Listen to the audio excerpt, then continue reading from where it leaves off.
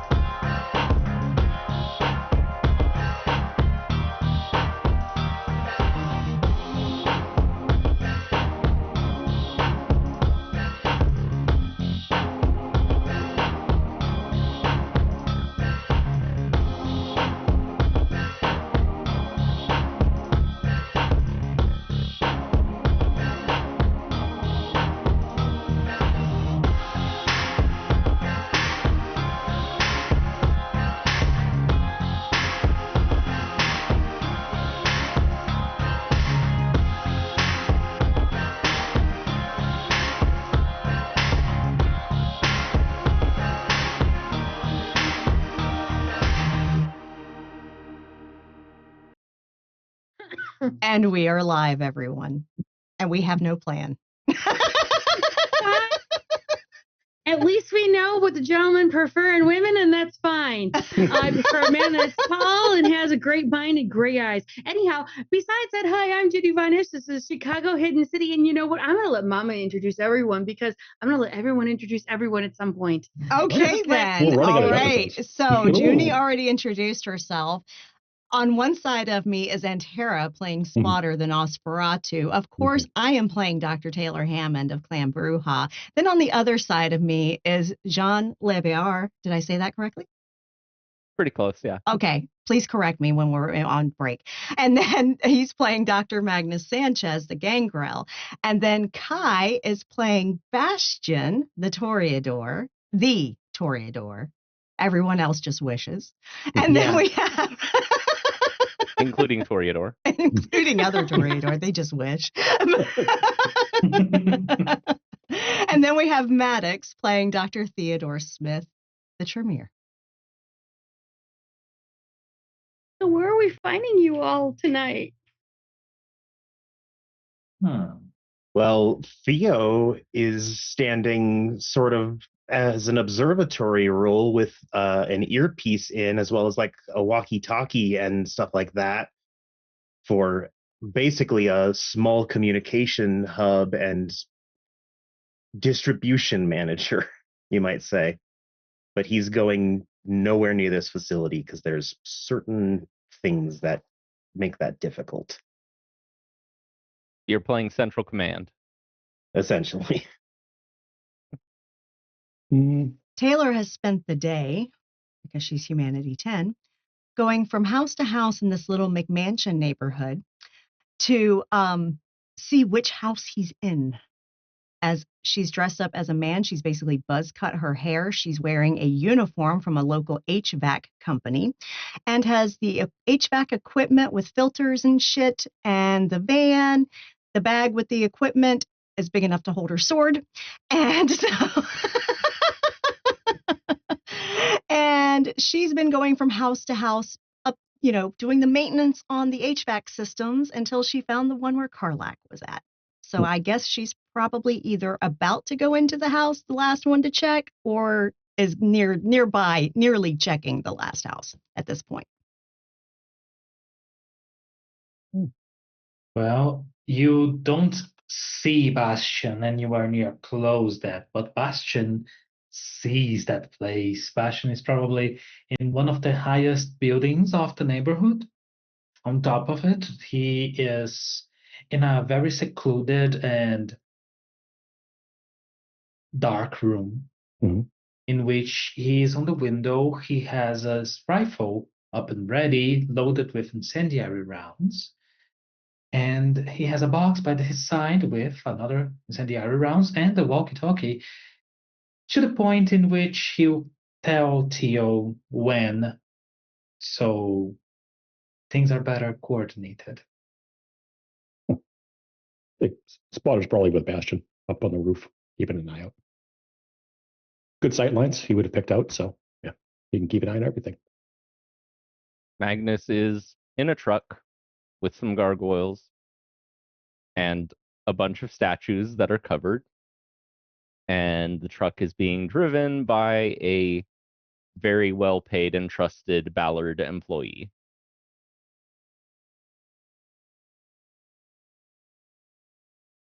Okay. So I'm going to say, where, really quick for Magnus, where are you going to be stopping this truck at? So, looking at the map, they would be stopping along Tuscany Drive, where it circles back and hits itself. That field that's basically kind of a midpoint between all of the all 7 of the marked houses. Okay. And they would just be, slipping out of the truck and immediately into the ground. Okay. With different gargoyles swishing. You said that each of those houses are warded. And that Lura didn't go inside because that would have alerted. But that doesn't matter at this point. So each of the gargoyles is going through one of them. Magnus is staying in the truck with Lura, and they're going to be a response team, essentially. Okay.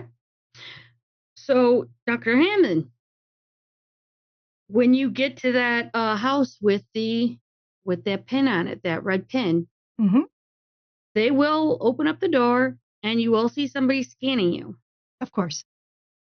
And they'll say hello to you and they'll tell you to check up the first and second floor. And she literally has a very low register for her voice. She's very accustomed to pretending to be a man. And she kind of goes real low and is like, I know what I'm doing. I've been here before. And she heads upstairs to replace filters on the upstairs system. Okay. And as you do that, you do hear them kind of talking like on the first floor because they think you're just average person, average human. Absolutely. I'm just the HVAC guy. Comes once a month, changes filters and shit. Inspects systems. Yeah. And they're talking about a party. Massive party that they're going to be taking shortly, probably in the next 2 or 3 days. And they've heard reports that they have this narrow window that they can walk, or at least a narrow window to go through, because it seems like there are other people watching. And you know for a fact that they've already identified where Source's line is, where Anita's line is. And as she's heading up the stairs, once she gets to where the unit is upstairs and she'll eye where the return filters are in the various rooms and stuff. And she will go to inspect the unit upstairs and check her phone while she's in that closet to see if she actually has signal. You have not exactly the highest signal. Instead of 5 bars, you have 3. Okay. But she is able to get things through. You're able to get things through on the second floor. As you go down to your first floor, you will have possibly 2 bars. Okay. So likely they have it quieted downstairs in the basement. So the lower I go, the less likely the phone will work. Okay. So I'm going to, while I'm upstairs, while I have better signal, going to send out a text saying red, because on the map that we had pulled up, the overhead picture from maps and shit, she put one in red based on reports that she got. She had different colors for all the houses, so she just sent red. Okay. And Theo will tap the earpiece in his ear to let Magnus and the gargoyles know for statue positioning. Okay. And then she'll say 1 to say that basically guards are on the first floor. Then Theo will relay that both to Bastion, Spotter, and Magnus again. Even though Taylor's texting, Theo's doing it for redundancy reasons. Mhm. Right. How many statues were you able to make, Bastion? That is a great question, Storyteller. How many statues was I able to make in this meantime? Because I David, do see- remember that I received a lot of help. Correct. Give me a dexterity stamina roll. Dexterity and stamina. That's unusual. See, okay. Don't forget fleetness. Well, Bastion would absolutely be using fleetness. Okay, so my dexterity, that's a 4, 5, that's a 9. My stamina, okay, so that's 12 dice. That's fun. Okay. Okay, let's see.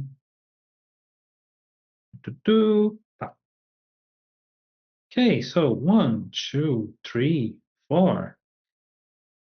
And spending a willpower to reroll those not very good numbers. Okay. All right. So I got 1, 2, 3, 4, 5, 6, 7 on a crit. You would have made 8. Very fine. Very well done. Chaos. Monster things, statues that if anyone wants to look at would instant frenzy. Excellent. So that means there's enough to put 1 in each of the other houses. To And one put for it spare. right next to the door for each of the other houses. And then there's 2 for the house that is marked in red, so that 1 can go for the front door and 1 for the back door. Sure. Theo would even argue to take 2 more for like full cardinal direction, just to be covering all the sides. No, we don't have But- enough. Yeah. If we're putting 1 in each house, because each of those houses has cultists in it, then, Oh, sure I don't piss this group off ever again. Goddamn. Okay, so as you are moving those into play, the gargoyles have gone down. Taylor, you're on the first floor and they're watching you. Mhm. And Just make she's sure you're good. she's doing exactly what an HVAC person would do. And then she says, "Okay, I've got to go down to the main unit in the basement." And they nod, and one guy goes in front of you and another guy goes behind you. All right. And they will walk you down to where the HVAC unit is. Mhm. Now, mind you, you do have Sensing Unseen, correct? Of course, and I have it running. That whole basement is warded. Excellent. Mm-hmm. As she sees it, as she's starting to head down, because she can probably see it as the guy in front of her opens the basement door, Mm-hmm. she's going to text BW, means basement warded. And then put her phone, leave it in her pocket, because she's been literally texting based on feel at this point. And just leave her phone in the pocket. And then she will go down following as she's supposed to and start to work on the HVAC unit. And are the guys watching as she works? One is watching, and then one's by the stairs. So you're thinking of the big basement. HVAC's usually in the back corner. Mhm. One's kind of standing with you, kind of watching, but the other one's up by the stairs, kind of going through, making sure everything else is fine. Neither Where's one of the them touched scanning their phone. equipment? Is that still upstairs? One scanning equipment is in the guy's hand that is at the stairs. Okay. The rest is upstairs by the door. Okay. Why would he bring the scanning equipment if he's already scanned her? It doesn't make sense. But okay. Oh, who said it was for you? Oh, okay. and they're watching. Neither one of them are on their phones because nothing down here. Yeah, and this is basically about roughly 30 minutes before sundown. Mm-hmm. So, because everybody, we got that Tremere, clan merit that we can all be up a little early. Taylor just got that high humanity and can be up all fucking day. 2 points, and it led to the most broken ability in V5. I know. You're not wrong. So literally, Karlak, wherever he is still sleeping. Yes, he is. Do I see anyone standing outside of a door as I'm going to the HVAC room? Now, all the doors are closed. All the doors are warded. But it's only the 2 that are with you. That's it. Nobody else is in the basement. Okay. Then she knows at a specific time, and she just has an analog watch on, that she knows at a specific time is when that the statues should be ready. And she's just biding her time until those are set up. I'm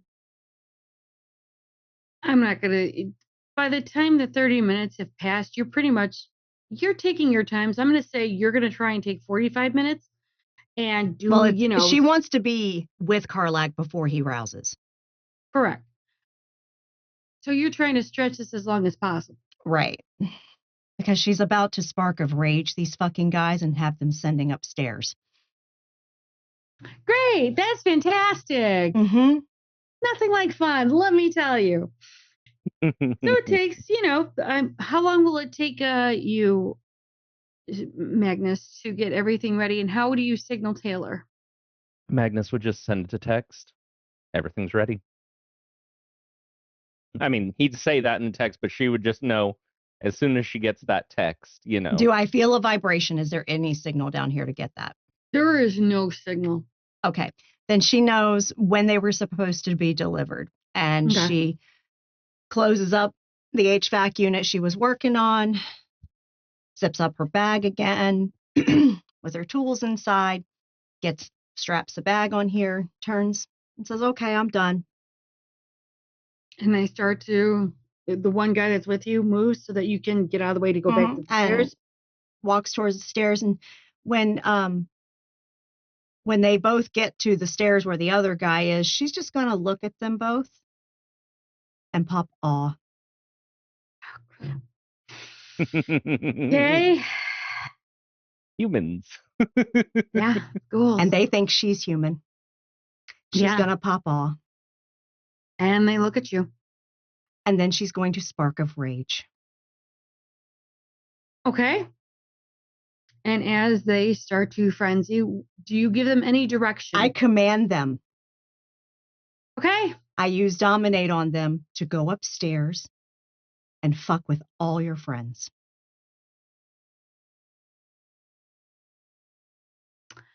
Great. Fantastic. Question for you. Is Spark of Rage a more AoE effect? Yes, both of them have it. Do me a favor and roll your Spark of Rage. Okay. There is a reason why I'm asking you to roll. Because there might be someone in a room somewhere or hiding. There's 4. There's 4 rooms down in that basement, including the one that you're in. They have to be in line of sight. I know, but you've also awed people, and you put awe on. I did. As people were opening doors. Okay, perfect. Perfect. I don't know if that's perfect or not. But no, okay. It is. It's perfect because she will fucking kill them all if they come at her. It's just collateral. It's just collateral. It's just collateral. She doesn't care. She doesn't care. Okay, so my spark of rage, I'm going to rouse it. No. Well, that was a crit, so no hunger. My face doth not shocketh. And let's see. Literally, I add potence rating to my telling them to go fuck with their friends. Mm-hmm. Yeah. Yeah. And I get 2 added to that because of my discipline power use. Hmm. And then, yeah. So death maracas. Yeah. Oh my God. I'm rolling like all my fucking dice. Okay. Sir, yeah, she did search. Yeah. Welcome to death by mama. Forget snoo. Death by mama. That's 12 with a double crit. So, mama, do you like evens or odds? Evens. Perfect. Okay. So, with your roll, not only do the two guys that were with you. I forgot I have melpomene, so even if I don't have their eyes on me, if I don't have eye contact with them, they're still going to fucking do it. They hear you. I'm aware of this. Yeah. Hence why I made you roll. Yeah. This is great. Chaos. That is chaos. But it serves a purpose. She's not a Setite. I mean, yeah. So what was it was 8 crit, you said? Or 12 crit? double crit. 12 double crit, thank you.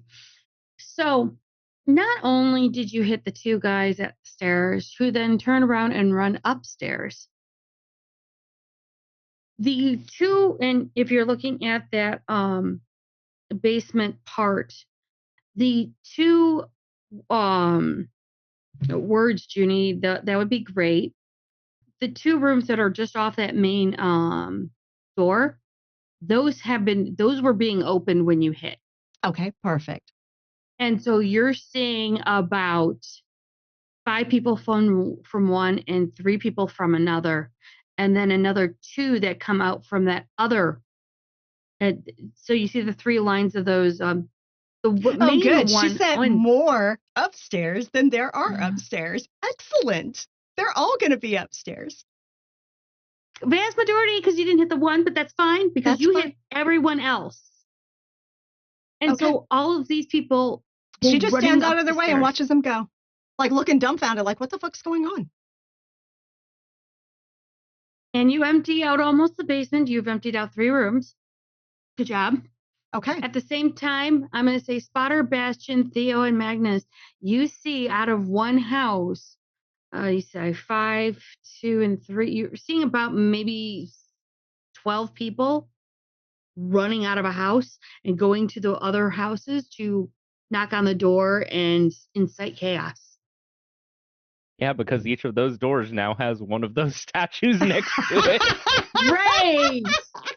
So now they're in frenzy. This is fantastic. Yes. Yes. And they're now freaking out because of the statues. The doors are opening. People are screaming, and I don't have enough dice to roll that much For the frenzy. sheer chain of chaos happening here. So if anyone's ever seen a mosh pit, I just have one little observation. I used magnum opus on my statues before. So they have to stare at it? As soon as they see the statue and they are moved to see the statue, they just stare at it. Yeah, and they frenzy.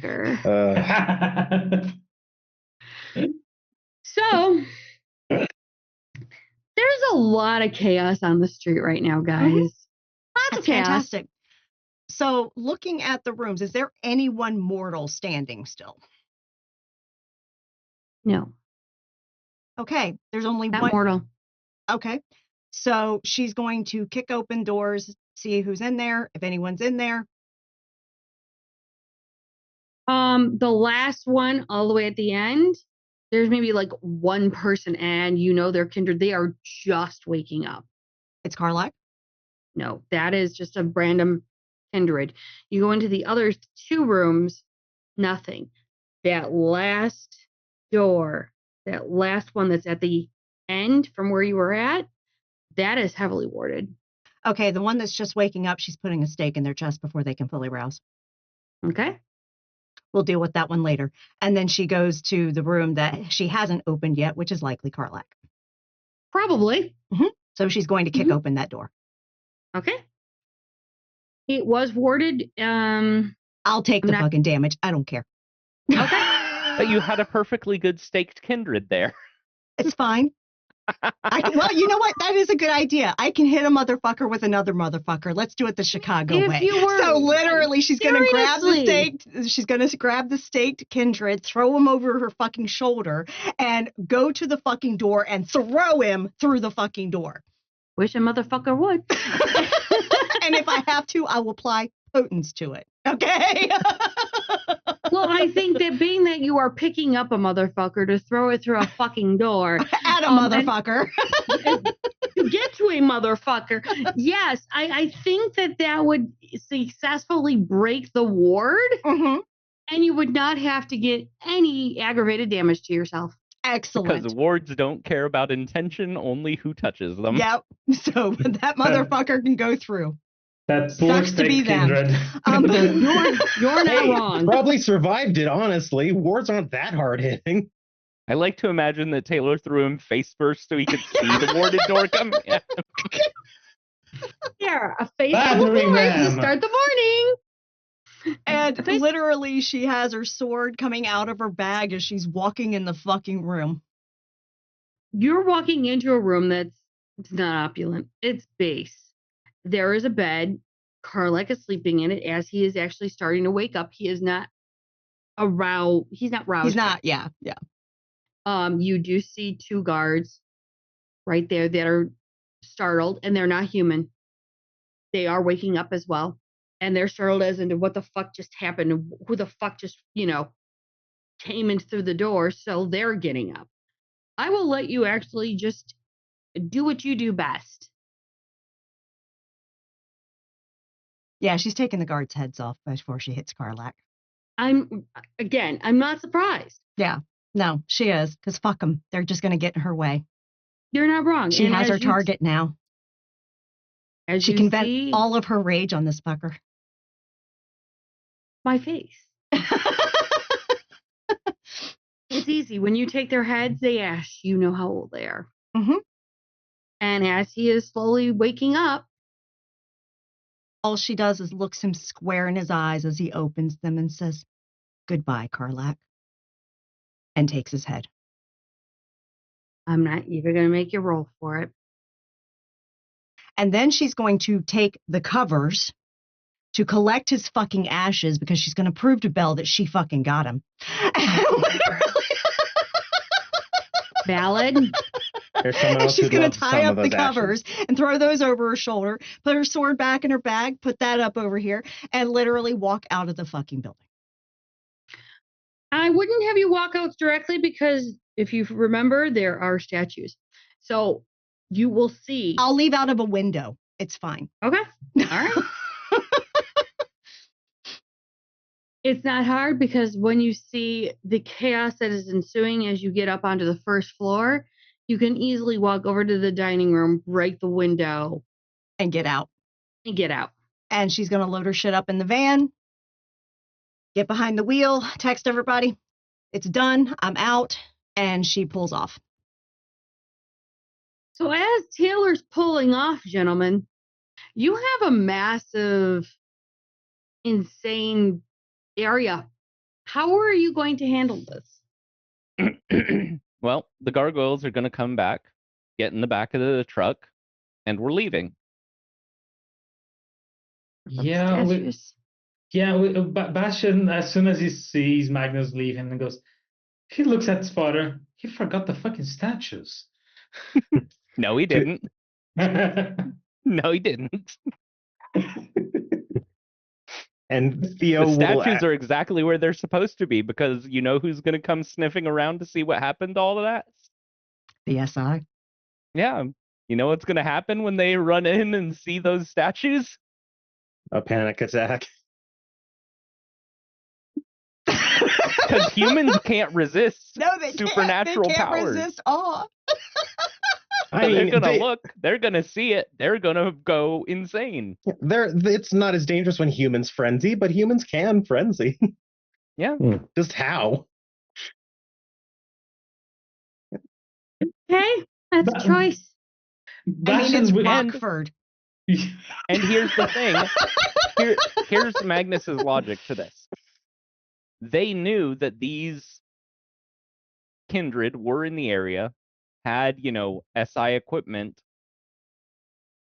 So if there's anyone they're going to blame for these statues, it's going to be these kindred that they already knew were there. Yeah. Bastian's simply going to text, "Are we leaving that behind?" And Magnus is just like, sanity bomb. Did Taylor take the staked kindred that she used to ward check, or just leave him? Nope, I left him. Okay. If I'd gotten hungry, I would have drank him.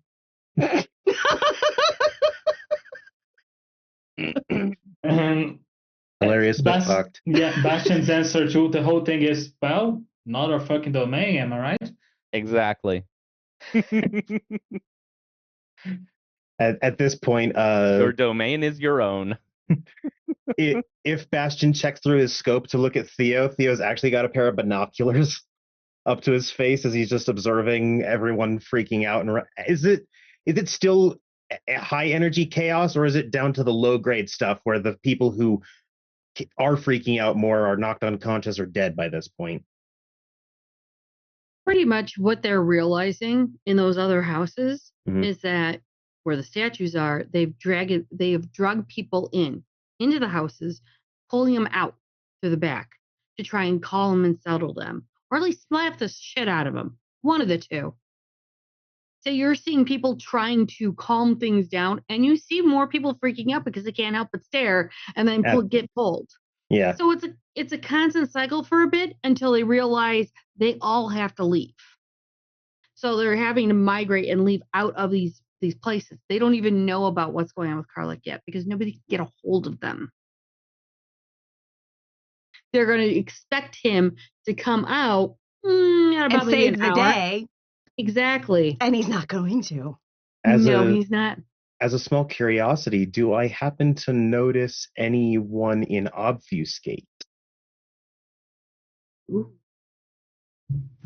Either observing or sneaking off or going in if they're stupid. I don't know. You notice 3 that have gone into the place Karlach was through that broken window, because who breaks a window? The HVAC people, they're reckless. It's fine. Because people were freaking out. I got to get out. They were blocking the doors. I got to get out.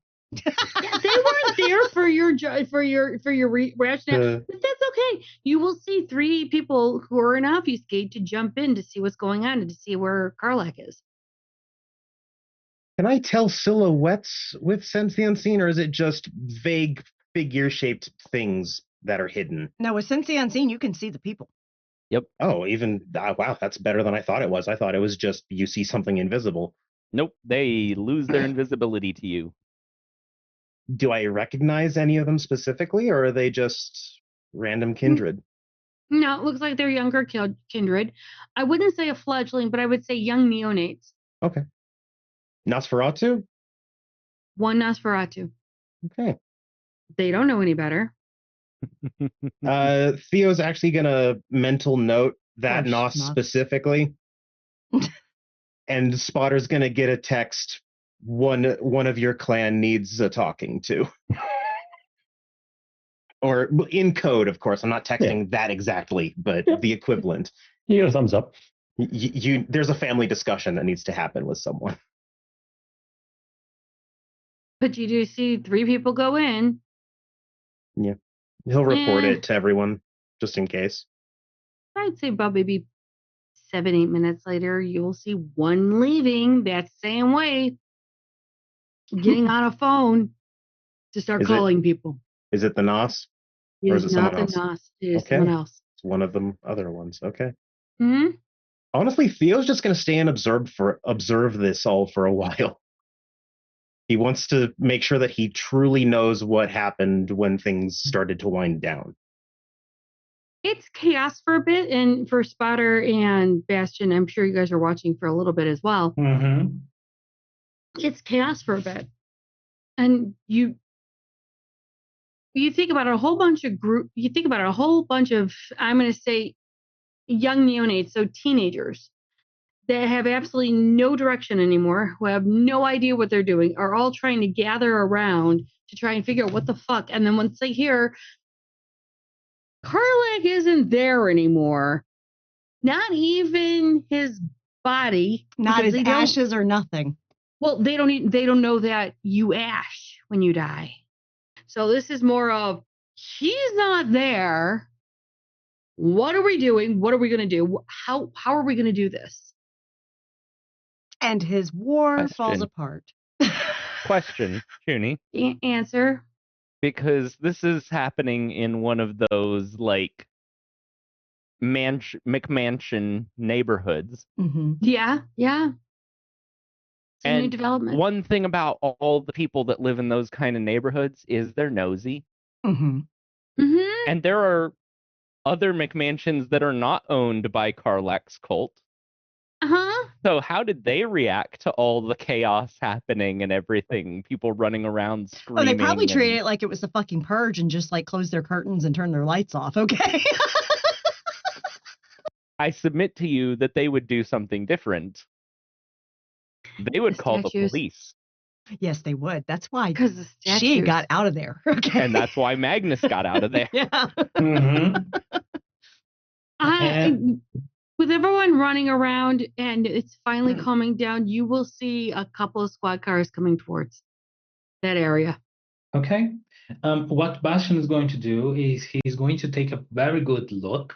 He has heightened senses, and he is going to be sketching anyone that tries and grabs the statues and get away, be them kindred, be them the police, and also the cars and their numbers off the plates, just so he can track where the constantly inducing frenzy statues go. Let me roll. Because most of them are trying to stay away from those statues because they're seeing what had happened.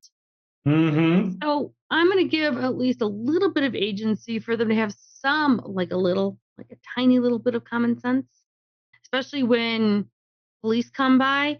That's even better. They're leaving. They're like, this isn't safe. We're gone. Plus, the sun has just set. The moon is coming up. And you know what? They have an evening to find out where the fuck to go. But it's not going to be here. And there are several other little sites that they can go to that now they may or may not have a haven for at least tonight. So at least they can turn around and do that. But I'm going to tell you now, none of them touch the statues because they've seen what it did. Well, perfect. However, the police are coming down to investigate. Junior is now rolling for police because at times, let's just say some don't make the most rational of choices, if you know what I mean. Mm-hmm. So, yeah, okay, yeah, you. Okay, cool. Oh, fantastic.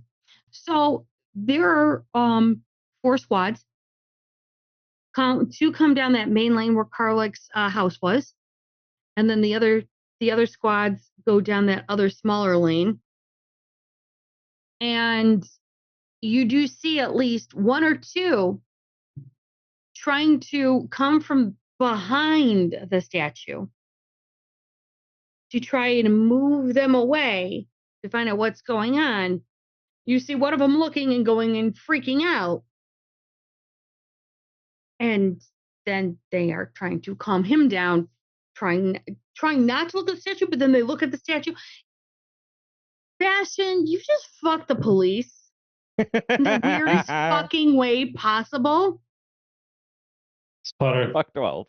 I'm not sure if you are having binoculars, but if you are seeing the scene, you can imagine Bastion immediately cackling as that is happening. And I'm looking for that Nosferatu to come back up. Those are so useless as they were back in the day. I am so happy. Oh, they are actually trying to push them down so that they can stop looking at them. They should absolutely call the bomb squad, I assume. Yeah, This is Rockford, not Chicago, with the bomb squad. Small little town.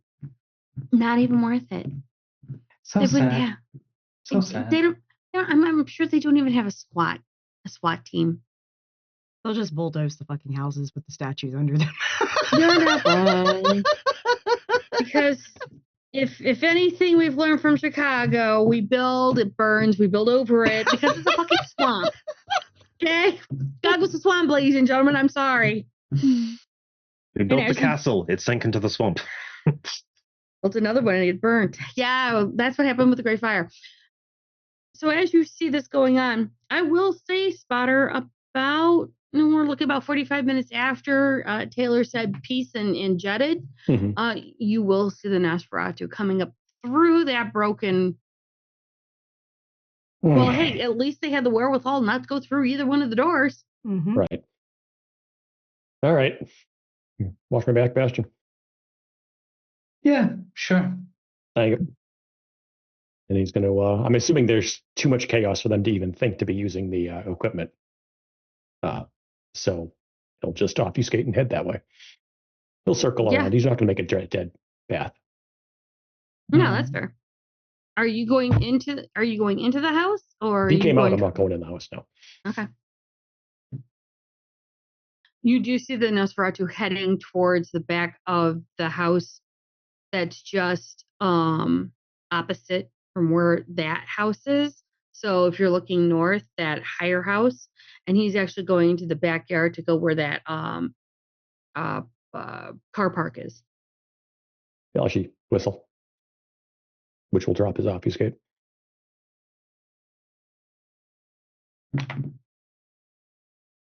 They slowly turn around,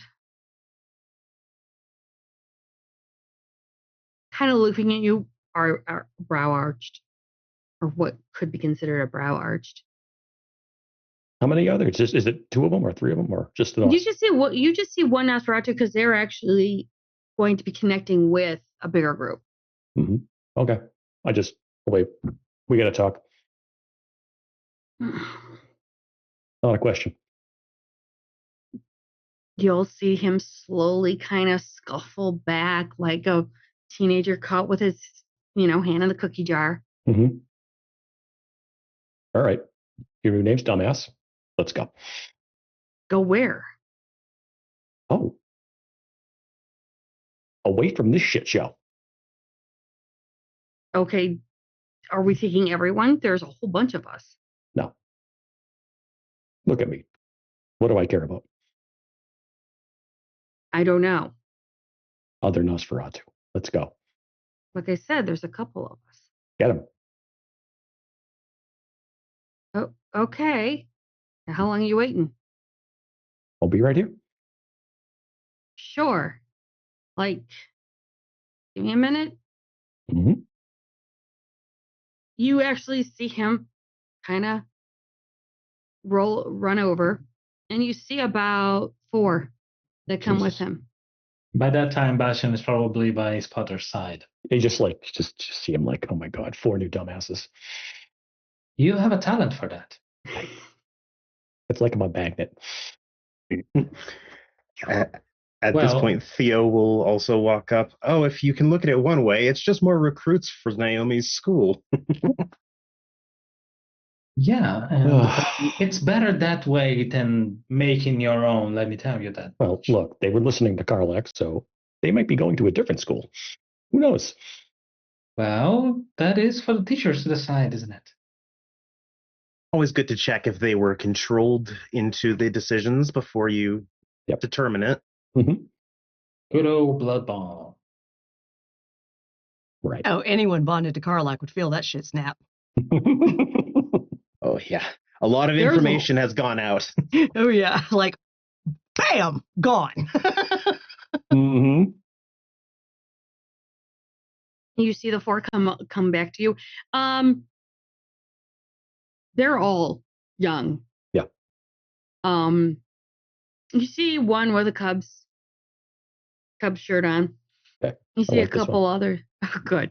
You see 2 with more like punk rock shirts, and another one that's just got like this Northwestern hoodie that just keeps the keeps it over their head.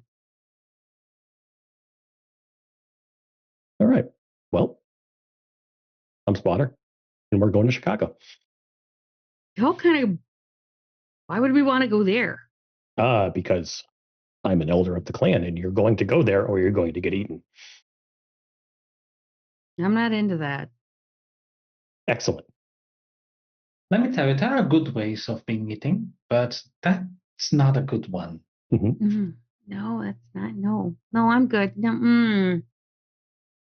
Look, the guy, the crazy, the one dude, Seaman. Oh, that's his real name. Yeah. Seaman is also pretty good, though. Yeah, he's gone, so we don't have to worry about him anymore. Oh, is that why we snapped? Wait, what? Oh, goody. Of course, he's a gigantic piece of shit. Why not double down? Was A gigantic piece of shit. All I know is I was doing something and then boom. Yep. Yeah, you're all bonded. So you just do what he said. Well, I mean, he kind of look. I was found in the Mississippi, so yeah. Look, somebody fished me out and then told me to come here. Well, you can get your bearings in Chicago. Yeah, you're used to listening to people. Let's go. Yep. Been a big family. Okay. What's an elder? Oh, wow. And Theo will actually like pat Spotter on the shoulder. Good luck to you. I'm going to have to promote my current dumbasses. You guys just took the cake. Well, it wasn't like I knew. I mean, all of a sudden I wake up in the middle of a river and then I got dragged out here and I've been here for now a couple of years. Let's hear your best guess. Of what? Oh my God, Spotter, you're so screwed. Oh my God. I'm just going to use, basically, I'm just going to use Unseen Strike, but not use the strike part of it and appear behind him and put my hand on the shoulder. You will actually feel that person jump at least a foot. Right. See. Elders. Right. If you need to look at it in layman's terms, you can also think of them as old ones. And if you want to be a little more practical, hello, my name is Bastian. I was the one that did all that. He points at the whole chaos thing. You all see them kind of do that. Nope. There's some evil in this world, Ricky Bobby. I just don't need to see, and that's one of them. Please and thank you. They are not particularly evil. A good reference. Good reference, though. Just rather stressful. Yep. Okay. Bastian, new movie for you. Good reference. Thank you. Well, wait. He doesn't watch movies? He does. He just needs to catch up. Oh, yeah. It has been about 100 years since I've been behind. Yeah, he just watched Tokyo Drift. Oh, God. Why? It was not a very good movie.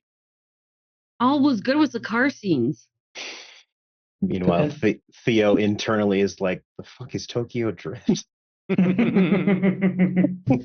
Sorry, with that look, one of them clocks that and says, do you not know Fast and the Furious movies? Oh, I've heard of them. Never seen any. They have weird relationships between their cars and their families. Spotter, do you or Bastian, either you need a ride back? Do you have enough room for all of us? Specifically why I offered. Okay. Yeah, hard ass act aside. You're better off coming to Chicago with us. They all kind of like, you were done a disservice, and I will be rectifying that. Yeah, besides, you can, after learning one thing or two, you can leave. We're not arresting you or anything. No, exactly. oh, you're not going to make us drink that horrible Kool-Aid shit, are you? No. You'd probably vomit. No. We did. No. There are, like I said, gaps in your knowledge. You need to get up to speed on what you are now. Oh, as one last thing before we take off, and Theo will turn to these new ones. By chance, were you loaned any expensive equipment that you didn't manage to give back? Oh, God, no, we weren't allowed to touch any of that. Of course, he had to be smart in at least one way. It's most likely in the house still.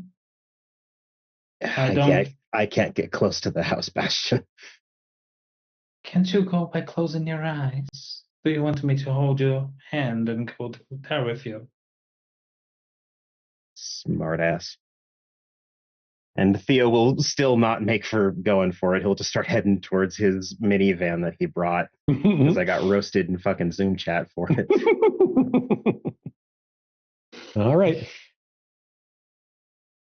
Yeah, we're leaving. We're leaving. Okay, so with everyone leaving, where are we meeting up with? Where are we meeting up at? Please and thank you. Oh, Taylor totally like took the fucking van and dumped it in the lake.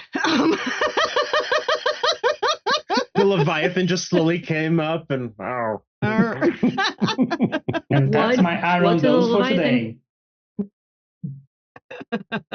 Totally dumped the fucking van in the lake with the uniform and everything else because she had her clothes in the van, and literally instead of worrying about wiping it down or whatever, and she just tossed it in the fucking lake. And she had someone, Mark, probably waiting on her there to take her back home. Yeah, so she will, when she gets home, she's going to transfer the ashes from the covers into an actual container. So, and then burn the covers. That's what Tupperware's for. Yeah, and then burn the covers. And then where did we arrange to meet? I would even say the cell block just because it's been so long since we've actually met up there. Sure. Mm-hmm. Sure. Yeah. And it's just a decent central location for us, and we have And a then good Taylor meeting would be room. there with the ashes because she left out before everyone else. His brother will leave the new dumbasses with the old dumbasses just for a short while. Magnus would have the truck go back to Ballard Industries, drop off the Ballard employee, and then he would drive the gargoyles wherever they wanted to stash the truck because he figures they can figure out how to drive it and use it if they want.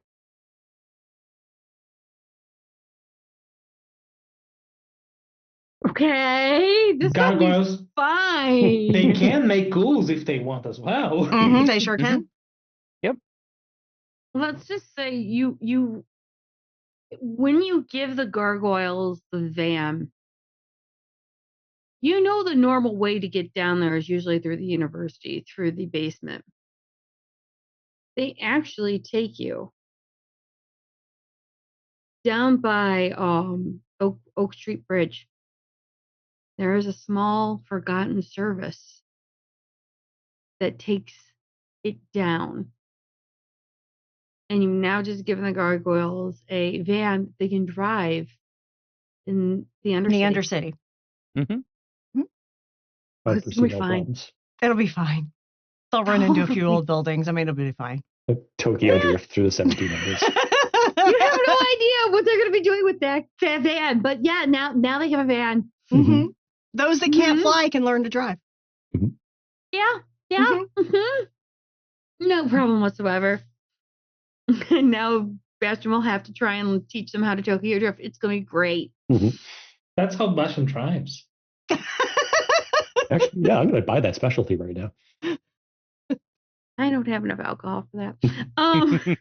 Taylor's got enough alcohol for that. She's got like bottles of bourbon on the fucking table waiting for the guys, and she's just sitting there smoking a cigarette as they walk in. Assume by convenience sake, everyone walks in at the same time. Excellent work, gentlemen. Wow. I see you are in a great mood. Yes, I am. Have a drink if you want one. We should celebrate. Yeah, well, happily. Mm-hmm. And you see a container. It's literally like a large Tupperware container full of ash.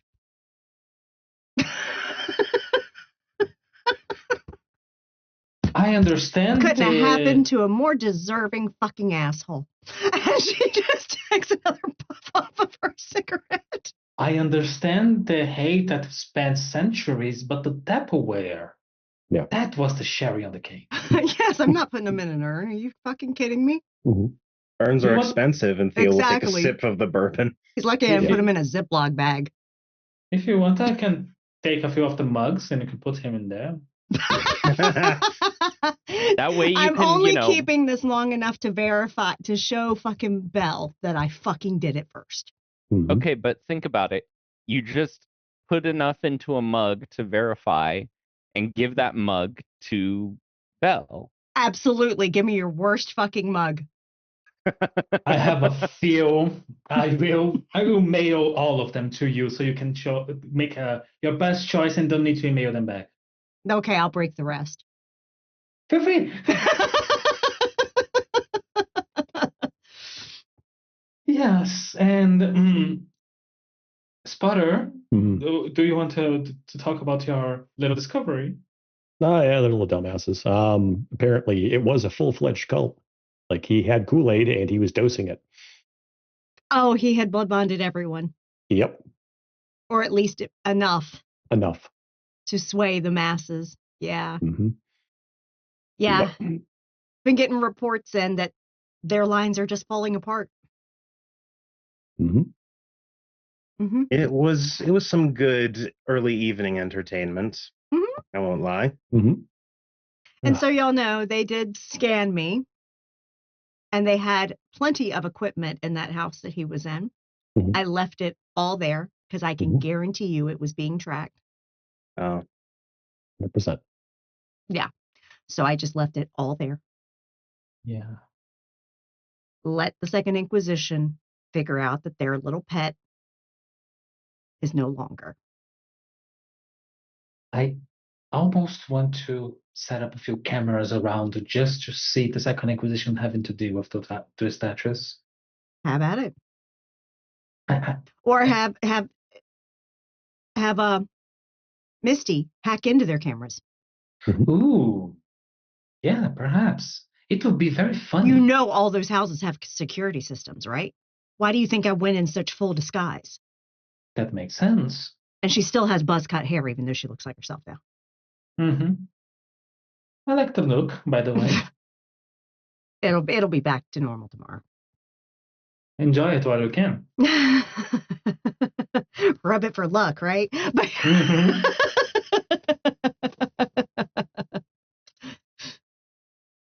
Yeah. But yeah, they don't know any, like, those were like bottom of the barrel, like probably embraced within the last couple of weeks. Jesus. Yeah. They He know was nothing. literally using them as cannon fodder. Mhm. Yep. He was pulling Magnus, us what'd you do apart. with your van? Oh, I gave it to the gargoyles. I support this. can they get it down there? Yeah, they have a whole way to get it down there. They So do. now they'll be able to drive it around the streets of old Chicago. Actually, I The most modern vehicle those streets have seen in a while, I'm assuming. Mhm. wait, can I use sense the ley lines to see how much destruction they've already caused down in the undercity? I have to tell you, all of them. I showed them the latest, not the latest, I think, Fast and Furious movie, Tokyo Drift. So perhaps they're having ideas. Oh, that's not the latest. I can give them the rest of the Fast and Furious movies so they can have more ideas. Mhm. How much destruction do you want to ensue there, Agnes? Yes. As they're talking, Taylor actually takes the 2 bloodstones and passes them over to Theo. Listen, I've been working with the Undercity for years to Oh, get and gives him the people chains. able to get back into society. And there are some down there that just need a little more incentive. Okay. If it helps, they seem to get a lot more motivated once they recover their memories. Mm-hmm. I think there's only a handful that I haven't gotten to down there yet. I'm pretty sure I have refreshed most of the population. The other ones, those are a little more complex. And I'm sure there's gargoyles outside of Chicago that also would like the procedure. Mhm. Oh my god, I can't imagine the gargoyles taking a truck and going into vacation. Can you imagine? Yes, They I go to a can. camp in the middle of the woods. It's amazing. I want them to go to the beach at nighttime. They can You go pick- at the daytime. You picked a good bourbon, Taylor. Thank you. So yeah, it was interesting. I was able to do the upstairs of the house, no guard. They watched me while I was on the first floor, and then when I said I had to go down to the main HVAC unit in the basement, I was under guard, 2 of them. They Mhm. literally thought I was human. It was great. Mhm. They thought I was just a human. And then when I got done servicing the HVAC unit and I knew that statues had been in place and it was just about time for anyone who's a vampire to start rousing, I just made them frenzy and go upstairs and fuck with their friends. Only other mortal guards were coming out at that same time, getting ready for the rouse of the evening, and they heard me and all went upstairs. There was one guy in a separate room by himself. I staked his ass and threw him through the warded door. Smart. Effective. Ouch. Left him there. I did push him through face first, but yeah. And Really anywhere goes, but wherever you cross first is what you feel the most on a wars. And then there were 2 vampires that were in the room with him rousing. So I took their heads before I got to Karlak. And then as Karlak was starting to come to, just when his eyes opened, I told him goodbye and took his head. And then I wrapped up his covers to collect his ashes. And now they're here. May I? Yeah. And she passes the Tupperware over. Theo's going to very delicately open it. Yeah, I don't want it flying out everywhere. Nah, he wouldn't. That's an involuntary response, and vampires don't do that. But that would be funny as fuck. But no, storyteller. Theo actually, just for confirmation of his own sanity, takes out 2 coins from like a shirt pocket, not even his messenger bag, and sets them on top of the ash, where of course they sink to the bottom because it's ash. And he would like to do a quick what's that fucking ritual again? Sorry, I should remember my own magic. Learning the mind in slumbered, and it's if they're torpid, I find out why they're torpid and who they are. And if it's final death, I find out how that happened and again who they are. What level? First. It's like an old V21, I think. Oh, okay. Well, not old. It's 'cause V20 is basically not that reading old, the but- ashes. Okay. Yeah, it's usually more for the ones that you find intact and not gone, but it also works for just straight up ash.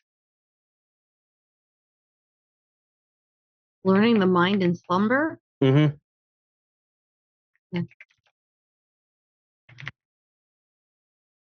This is the one problem, dear audience, with mixing editions is sometimes you get resources crossed. You're not wrong. Okay. Oh. Okay. Yeah, it's not foolproof. I still have to do like a ritual roll and stuff like that, but I'm not going to make you meditate for the 30 minutes Okay. because just give me the roll. That's all fine. right. Oh,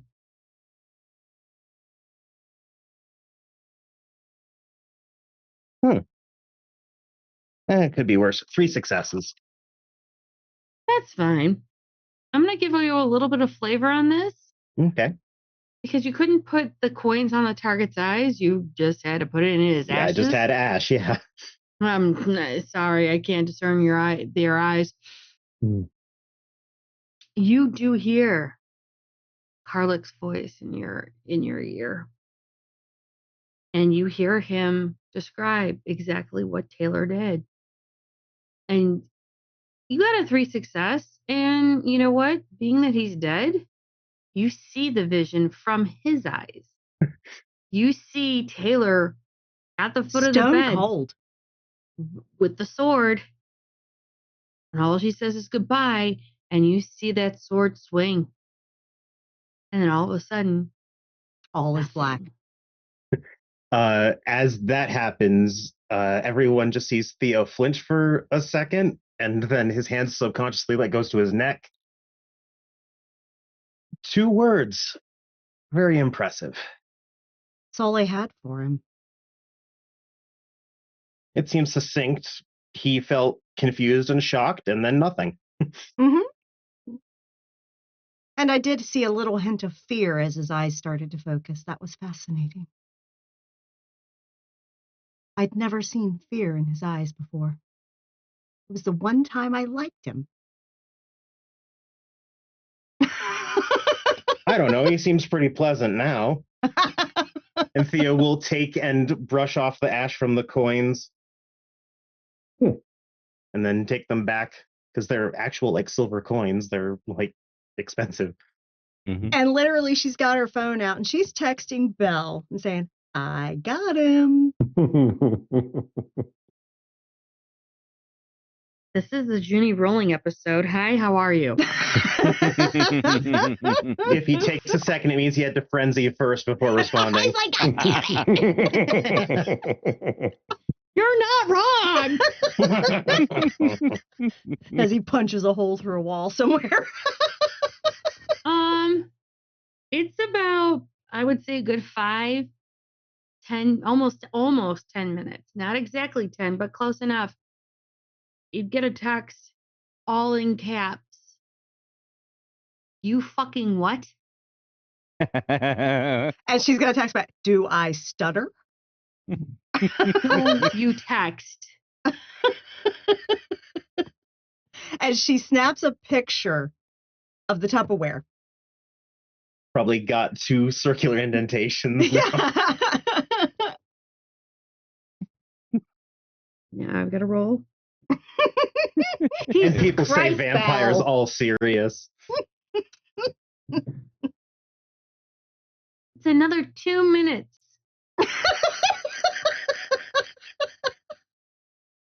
2 minutes. And then while she's waiting, she sends picture of the bourbon with the glasses, and we're all celebrating.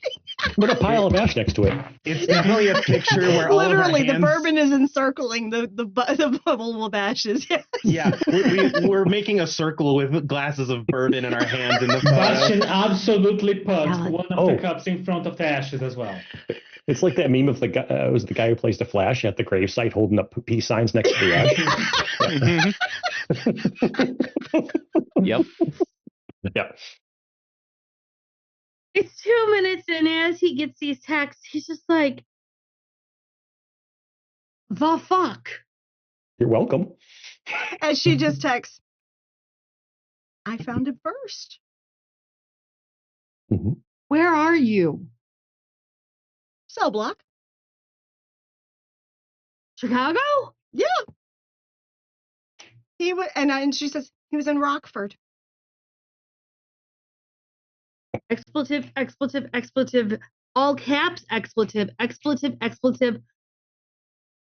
Son of a bitch. Mm-hmm. She actually calls him now. You hear as the phone gets picked up, it sounds like he's in an airport. Mm-hmm. Oh my God. Yeah. The proverbial fuck. He was building a whole freaking army to try to take Chicago. I'm down here in fucking Miami. I'm sorry. Get Yeah, out of so am I. Miami. It's fucking armpit stain. Oh, you're telling me this. I'm already leaving.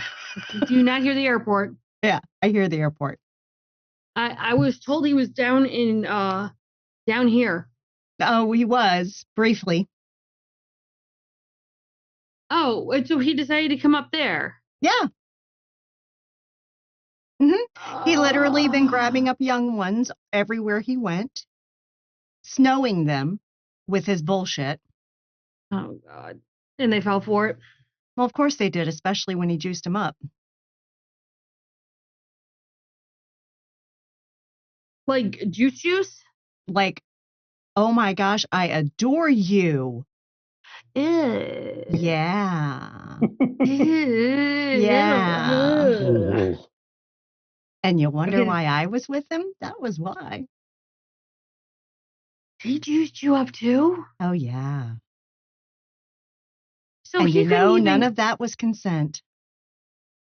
So the only way he got anyone to like him was Uh-huh. that. He really was a piss poor one of us. Yeah. Wonder why he wasn't in a suit, because that's pretty much what a suit would have done. I know. I guess there just wasn't a suit around when he was ready to get the power. Yeah, he's giving us all a bad name. Or did give us... Wait, he's He done, can't anymore. right? No one will even remember him. And you know what? It couldn't have happened to a nicer person. No, it wasn't nice. More deserving. Okay, couldn't have happened to a shittier person. I mean, Yeah. I don't know. Yeah. Well, are you going to announce it? Oh, yeah. Spread it When? amongst your contacts. I'm spreading it amongst mine. You know, I might be actually going to Dallas. Would you- Excellent. Let them know. Okay, that won't be a problem. Give them my regards. Sure. Do you wanna step on by, or am I stepping by you to at least? Because we have a bet, didn't we? Yeah, we did. All Glad you right. remember.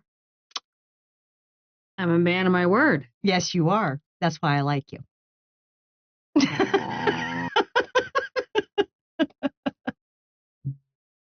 What do you want? We'll talk about it when you stop by. No rush. All right, I'll come over to you, and then I'll go to Dallas. Okay. Or you can stop by after Dallas. It's up to you. Yeah, I think I'm gonna be staying in Dallas for a little bit because, you know, between that and all the brouhaha that's going down there, Mm-hmm. you know, I might stay for a little bit. Have some fun. Well, yes, that's after Kick I it give with you the guys. I mean, you know. Dude, I might show Fiorenza how much of a colossal bitch she's been to me. I might stay around there for a little bit, so I think I'll pay you a visit and then I'll go down. All right. See you soon then. Okay. All right. Bye. And she hangs up. Yeah. So Belle was flabbergasted. Good hear. He was in Miami because that was the last place he heard Carlac went. So he was about 2 stops behind. So What a he shame. I'm could have literally caught going to like treat fucking Jocelyn for this. Absolutely. Hey girl, you got a favor from an elder. That was amazing. Solid work.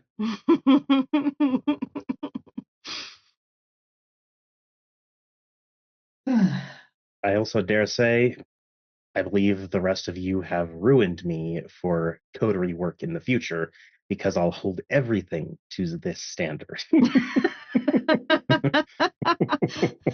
Oh, He was let's be gonna actually- real. If we end up splitting up, we're never doing coteries again. Okay. No, probably not. I had a lovely time once when I was down in Africa, but that was a whole different thing. So yeah, not in the same style as this one. I mean, you know, orgies don't count. Okay, now that's a lot of the wonderful times I had. Yeah, jokes aside, yeah, you guys are working amazingly. The war in New York would have lasted 3 days. I know. I feel like our strategy would be different if we had to deal with something like that, though. Faction wars. Yeah. Mm. Faction wars are always ugly. Because you always have people playing all sides. And she looks to Spotter. Usually yours. And then and I don't blame them one bit. Not one bit. Because ultimately, playing all sides mean you're going to be the winner no matter who wins.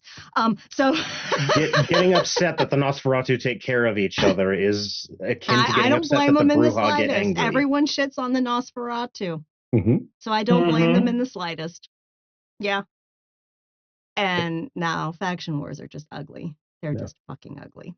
Yeah, it's so often lost on these factions that all of their stuff is built on top of us, Right. on our backs. Literally. And that they actually rely on you, but they hate themselves for doing so. Exactly. Mhm. I wonder how the Nosferatu in areas where you can't have an under part of the city. I wonder how they do it.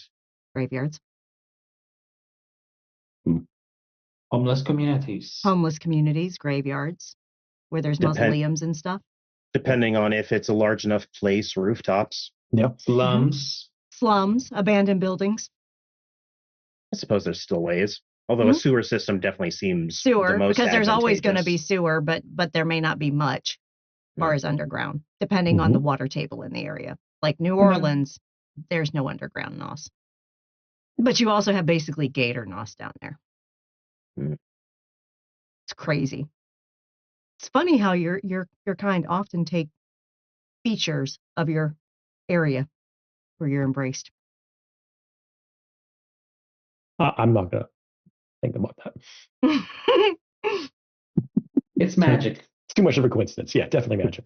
No, it's definitely some magic, but there's some tie-in to where you're from, I think, because yeah, if there's animalistic features at least, Right. yeah, Right. because like in New York and even here in Chicago, you see a lot that have the more animalistic features that favor after like rats, Right. or bats. And the Well, true. occasional moth. Bells is a good example. Mhm. The Prince of New Orleans is a good example too. Mm-hmm. Mm-hmm. I once met Please. I once met a Nosferatu who looked like he had just gotten out of a rough fight. Black eye, cuts, bruises, the whole thing. Mhm. And when I was making idle conversation as just something to do until I had to leave, I found out he was from Philadelphia. Yep. And apparently, there's a lot of jumpings and muggings in Philly. So maybe the regional appearance is more telling than we thought. Not wrong. I feel there are, however. And of course, there are some that are like you, Spotter, that are of certain bloodlines that you take on certain features according to the bloodline. So A gray tone to the skin is yeah, a exactly. big indicator. I've met a But yeah. few that were descended from that one.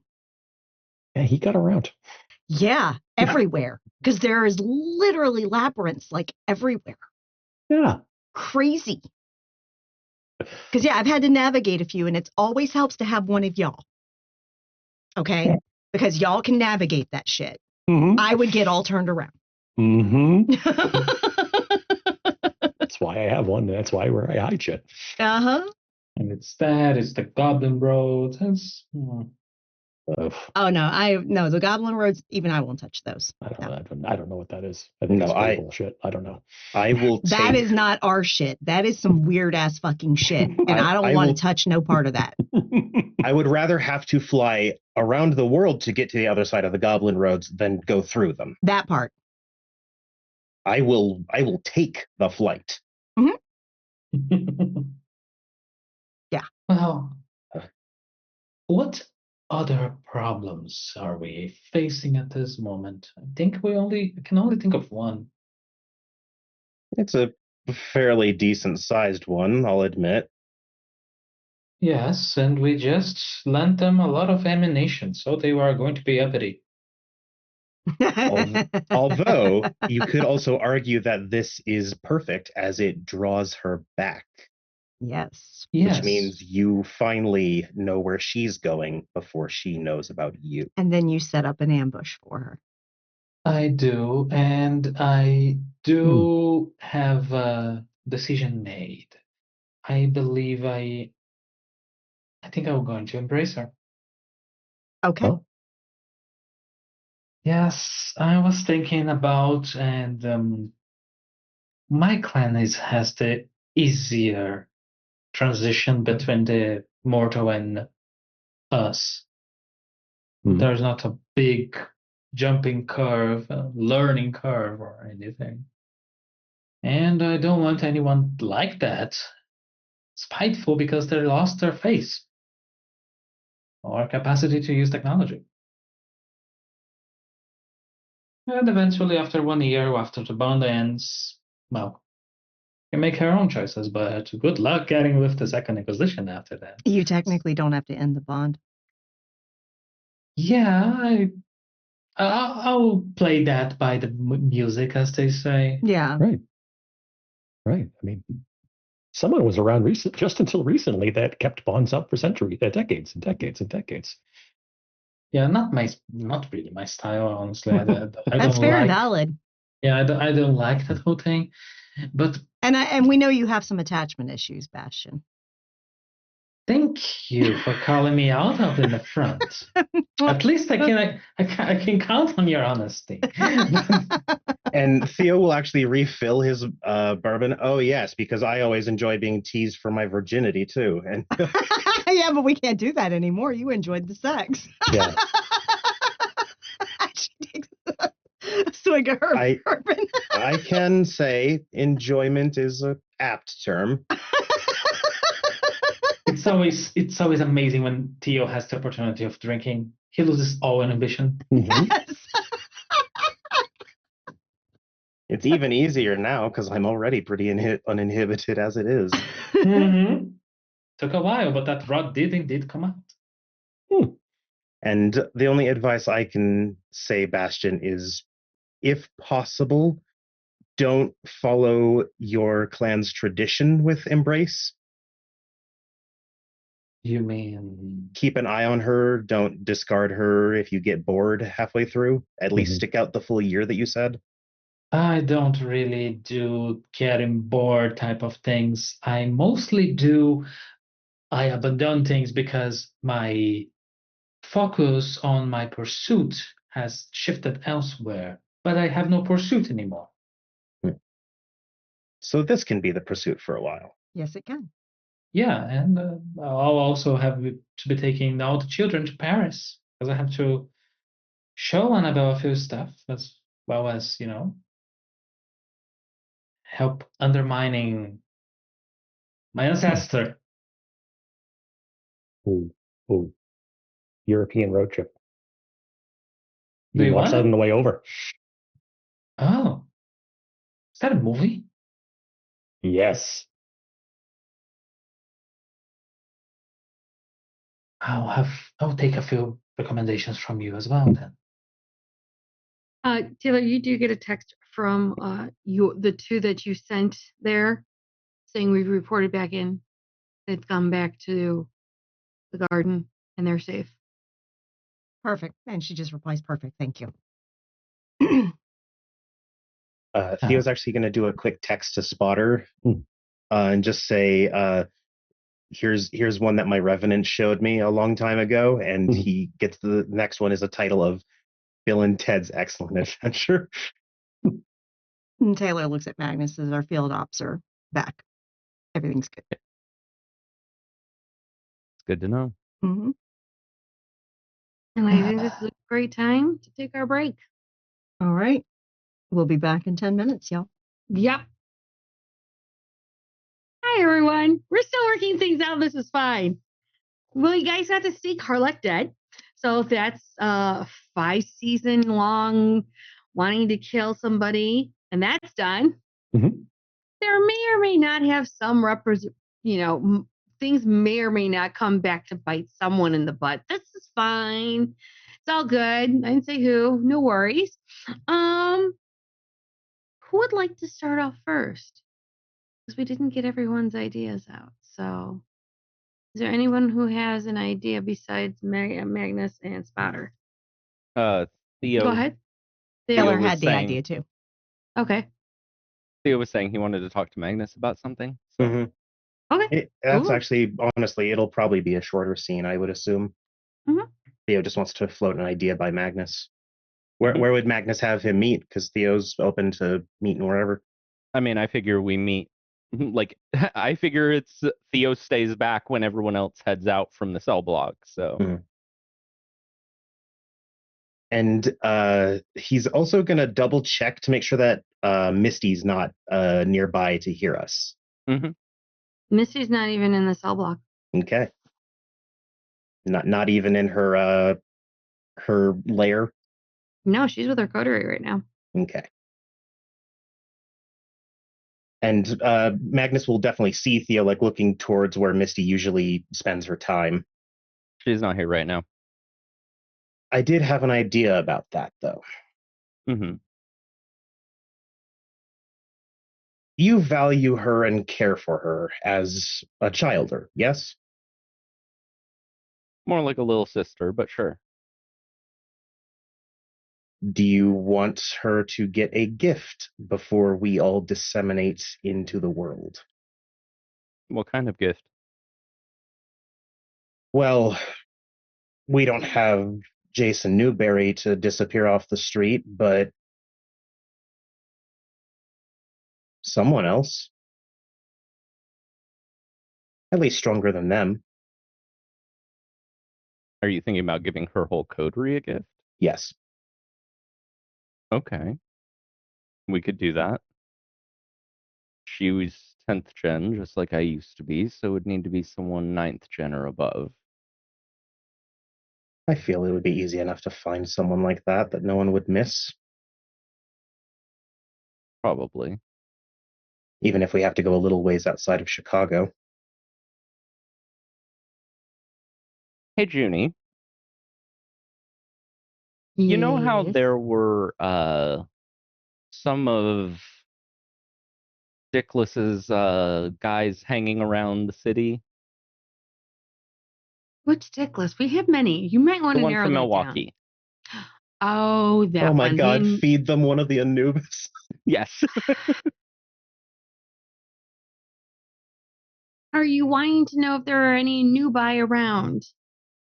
Particularly if there are any Anubai around that are 9th gen or lower. Yes. Excellent. You know, I do have some candidates. It wouldn't necessarily give them any, it wouldn't give Misty anything new, but really she just needs more, you know, a little more oomph to what she has. We're pretty well built for what we do, anyways. Just think of it as an upgrade from her Uncle Theo, Yeah. since she still calls me that. You know what? Let me reach out to some people so that I can find one, and I'll get in touch with you about that. And of course, guarantee that they promise to share that with no one. Oh, don't worry. That I is can not a ritual that everyone needs to know I can do. Yeah. No. Not even most of my clan knows I can do it. Mm-hmm. That's the thing.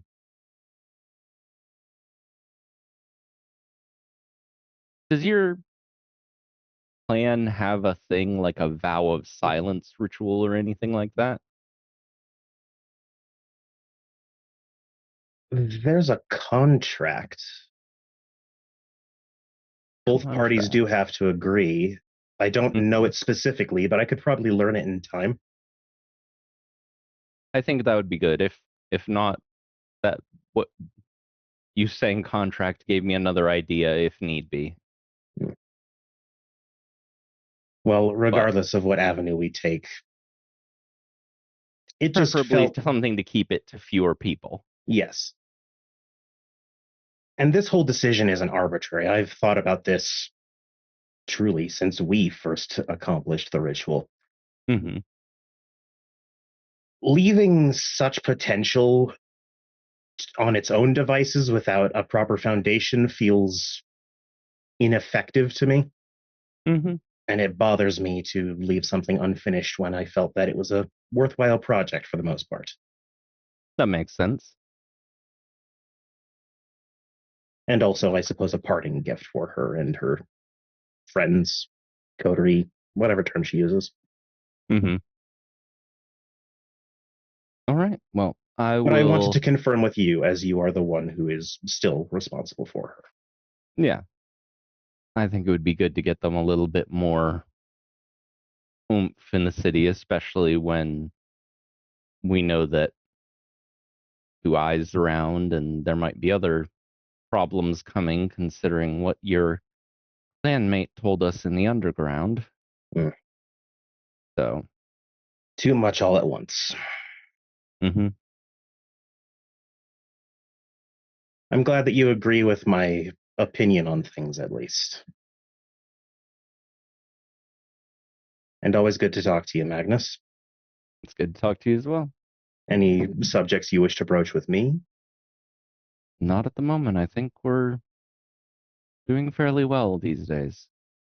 And Magnus just holds out his hand for a handshake. Returns it emphatically.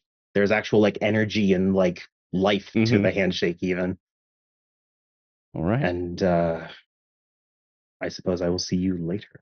I'll see you later. And then Theo will head out. Be on his way. Magnus, where are you going? Magnus is going to talk to a prince. A prince that owes him something.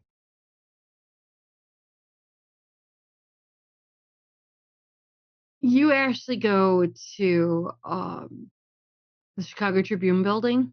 Mm-hmm. It's quiet. It's not busy.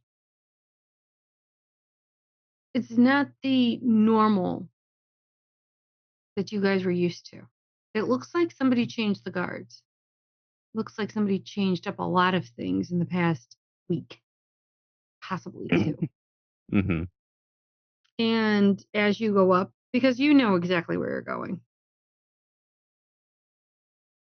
you'll see the doors are open.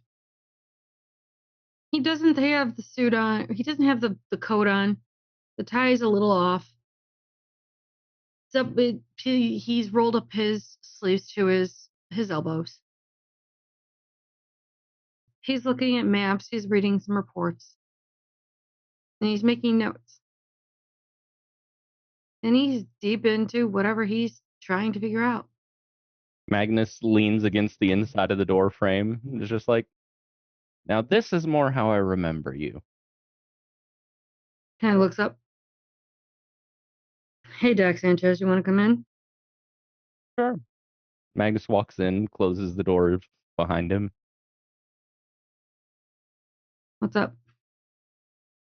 Wanted to talk to you, see how you were settling in now.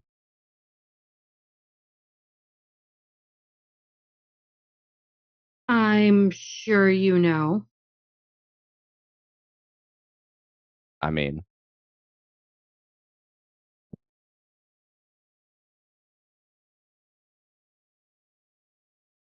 Odin never Ballard. left a bond, Yeah. willingly. Not wrong. Fucking ass. Yep.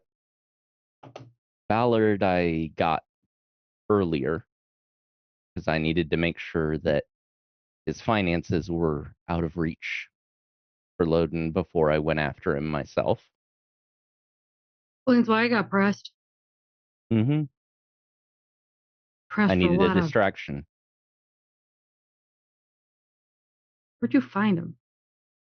He was in a little house off the river. He crawled out of there apparently the night that the werewolves chased him into the lake and just turned and ghouled everyone in the house. Yeah, that sounds like him. Well, got my mind back, so that's a good thing. Mm-hmm. Thanks. I'm assuming it was Welcome. you. Or it was one of you. Oh, it was me. Did it go fast?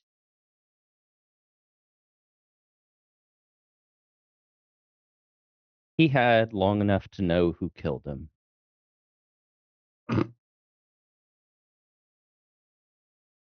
Yeah, that figures. Not sad he's gone. Not sad at all. Good. He wasn't worth anyone being sad over. No, you're not wrong. I feel better, though. Better than I felt in decades. Yeah. Well, now you can actually be a prince of your own and not a puppet like he was. Yeah, well, I'm fixing a lot of mistakes. One of Some, the I'm things- sure, are too far gone to fix, but doing what I can. Well, that's one of the things I wanted to talk to you about. Okay. So, like I said in the text, you owe me. Didn't deny it, did I? Nope. I'm cashing that in. All right. You make things right with Taylor. Because I'm sure Loden had a hand in that. That had his MO all over it. Yeah. But you're from the streets. I know. You know how it is. You fuck up, you make it right. I know. The question is, well, how do you make it right with her? With That's a hard respect, tale. you show her the respect you didn't. You show her that you've changed, that you've learned, that you've grown. Because that's the thing. Taylor, that's her whole thing. You can't get stuck in a past, in a role, in a place, anything like that with Taylor. As long as you're progressing, as long as you're growing, she's good.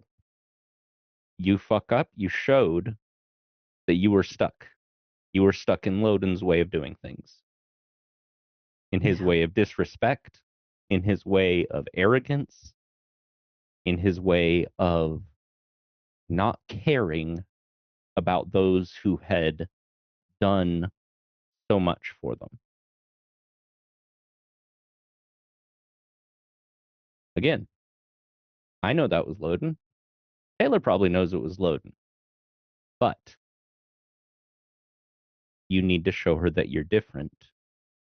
You're not like sire, like child.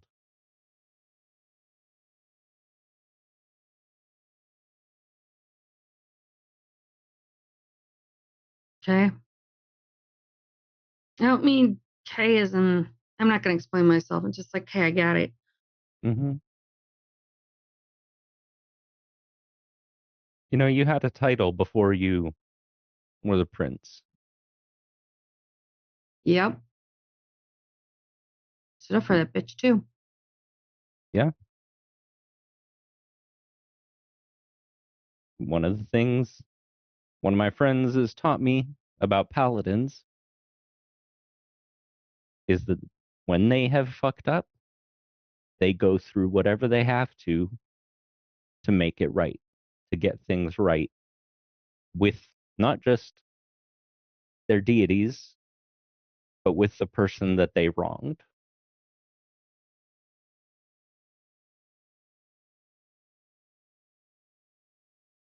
So my question to you is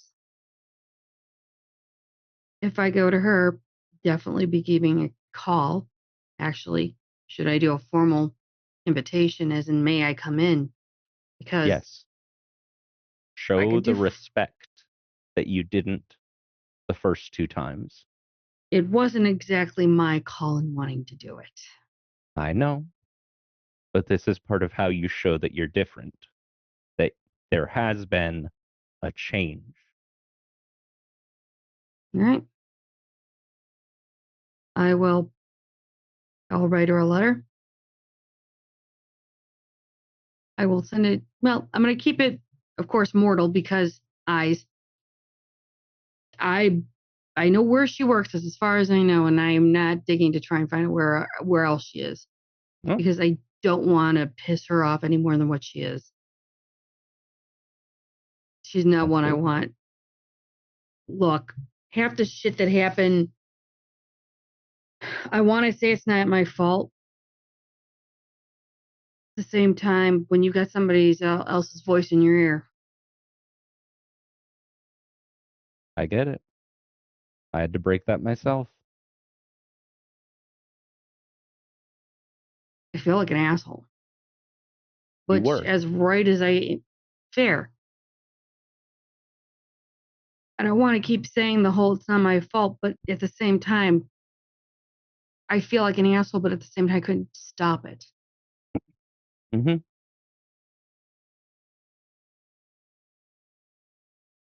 I'll write her a letter tonight. I'll send it. I will let her choose what she wishes to do. Okay. I will let you know.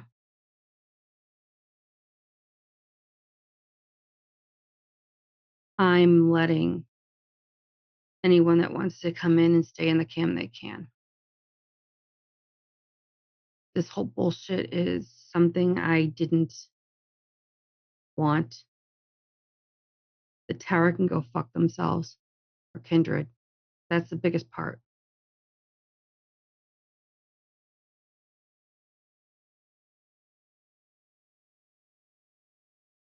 I'm not sure what else I can do, but I'll do what I can to make the first step. I'll be short and sweet because, let's face it, she doesn't want a long letter. Short and sweet. Mm-hmm. One thing I learned in the streets, keep it simple, stupid. Yep. And right now, I think I'm in the stupid part. Yeah. Anytime you got someone else's voice calling the shots, you're in the stupid part. Yeah, well, I didn't have much of a choice because he didn't die. Yeah, I know. Magnus gets up, like, all right, well, I'll leave you to it then. Goes to the door, and before he opens it, he just turns back and he says, hey, Kevin. Yeah. I wouldn't have let you sit on that throne of my city if I didn't think you were worth it. Prove me right this time. Peanuts. And you actually see him pulling out a piece of paper, getting a pen, and starting to write. Magnus leaves. Spotter, you're at your bar. Yep. What's going on? Oh. Well, simple, and I think one or two of her, excuse me, potential new coterie mates, were keeping an eye on the new dumbasses while I bring in one of the other elders to, keep them in the loop. One, and to find something for them to do in the meantime while we get them up to speed. What hasn't been done in your bar yet? It's like it's not finished. The basics are in place. The table, like the booths on the side, are all they're done. They're in place. There's places for TVs to go up so we can watch baseball because he's spotter. There are some lights in. There's not a ton of lights. It's not going to be a real bright place. It's like the basics, the very basics are in. It still needs to the finishing touches, and that's what his Malkavian friend is helping with. Does the floors need to be scrubbed and waxed? Since it's still working, yes. Yeah. So you come in and you see before Nosferatu scrubbing and cleaning up the floor. And you see Thimble sitting on the bar. You see one of them. You see somebody sitting at one of the booths. Mm-hmm. And you'll see somebody else fixing with the radio so they can get the newest baseball game that's playing right now. Mm-hmm. And they're all watching, but they're also talking to them. Mm-hmm. Kind of, and they know for a fact nobody else is coming in this place. So they're educating, they're helping to explain things. Mm-hmm. And if somebody gets a question right or somebody has listened right, then they give them like a 5-minute break. Yeah. Well, Thimble's paying attention to at least some of his lessons. Who are the two other new dumbasses? I don't know. The coterie mates? Well, one is over, the one that's over kind of watching them by the booth. Mm-hmm. They've got a pool cube in their hand and they're kind of spinning it around a bit. Mm-hmm. And the other one has like, as they're working on the radio, they've got a couple of, a ball and jacks, and they're just playing ball and jacks while filling with the radio, listening and watching them and kind of helping out with the lesson. So Spotter's obfuscated. And he's just going to go up, sit on the bar next to Thimble until someone realizes that he's there. You see Thimble kind of nod like she felt that. Mm-hmm. And she kind of pulls out her phone for a moment and openly texts, kind of like she's texting to herself, but she's doing it towards Spotter, and she goes, "The other two don't have off aspects at the moment. Do you want me to?" It depends. So he'll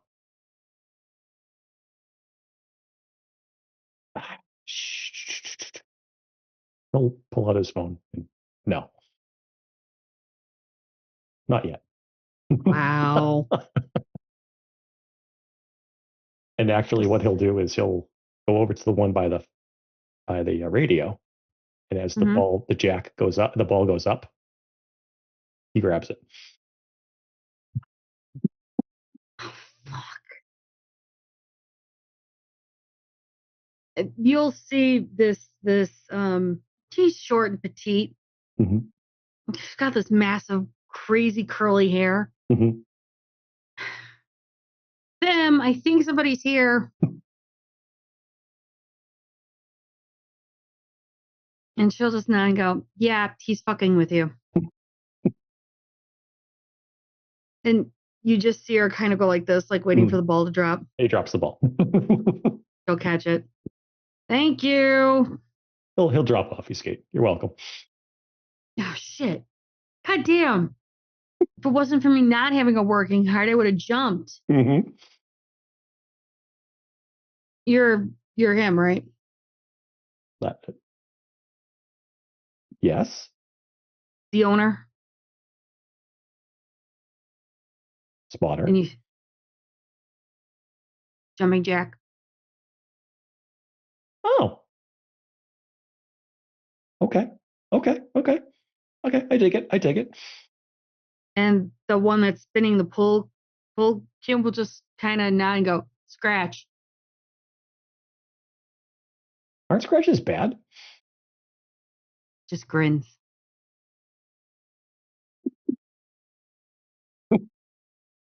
Jax points to herself and says, "Gangrel.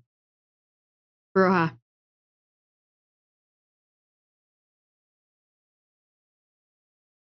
I'm not trying to kill you, Spotter. Wow, that would knock him up. So who's the Bruja? Scratch? Scratch. Okay. What's jumping jack? Gangrel. She points to herself to the gangrel. He'll actually like look at Thimble and be like, give her a very approving nod. She'll just kind of give us a simple thumbs up. Last one. We're tough, but put them in front of you. Oh, she'll chuckle up and go, she points to them and she goes, we already got the A train. Cool. And Scratch will just go, I have unacquired anger. I can't get rid of it. Mm-hmm. You're a brew. She's got anger, but at the same time, she just growls. Yeah. Thing with gangrel is they're generally cool until you give them something to be angry at. Jax nods and says, I'm delightful. I'm a fucking pleasure. You seem like you're a fucking delight. I am a fucking delight. The brewhouse scrumptious, apparently, but I'm delightful. Yeah, that's a common trait with them. Yeah. And Scratch just chuckles and he goes, yeah, I am fucking scrumptious. You guys are some quality dumbasses. I like it. Well, I wouldn't say we're complete dumbasses, but I'd like to think that we've lived a long enough time to at least be, not new dumbasses. Right.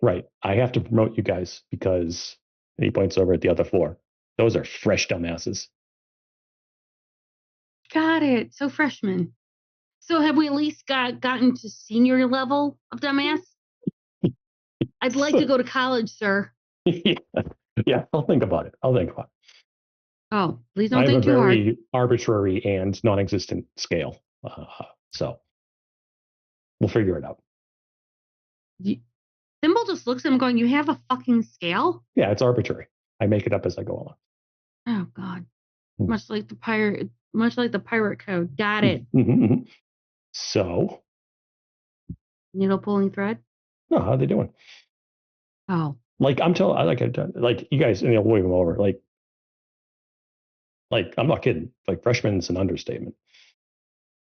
No, we had them start scrubbing out floors, start quizzing them, finding out what they knew. Very little, as per fucking usual. Mm-hmm. And then what we did, we started telling them shit. So they're all kind of jittery. Yeah. We took them out to eat. Big Mac deal. Yeah. No. Well, no. Apparently, whoever had them, yeah, they were kind of going through withdrawals. So not only was he bonding them, he was starving them. Awesome. Yeah. Well, was is the operative word there. So. Ooh, is in. Oh, wait. What? Did she do it? What? Did she do it? Who? She who?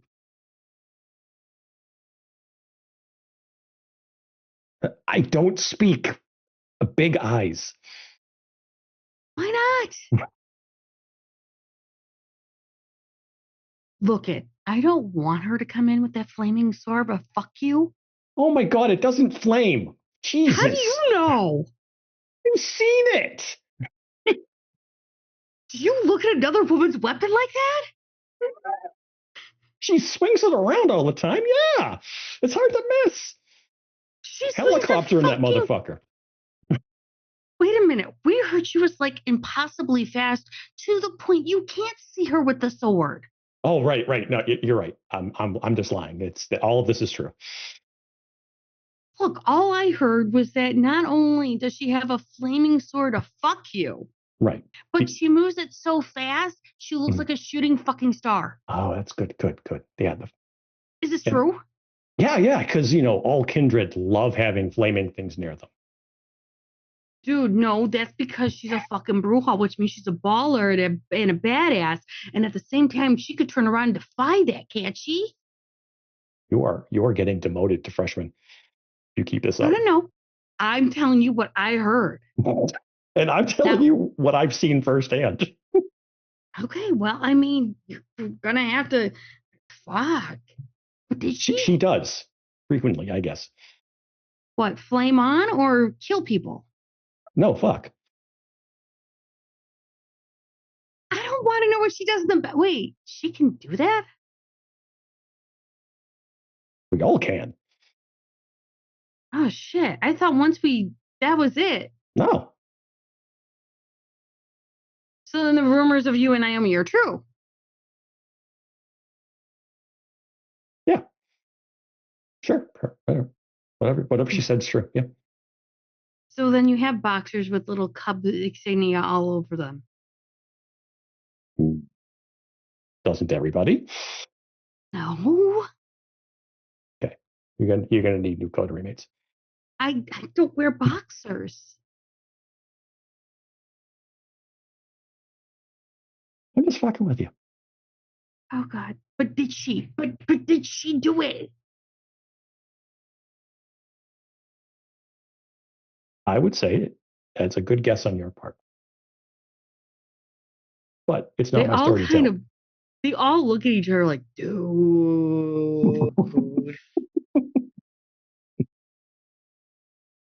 You know she's getting a nickname.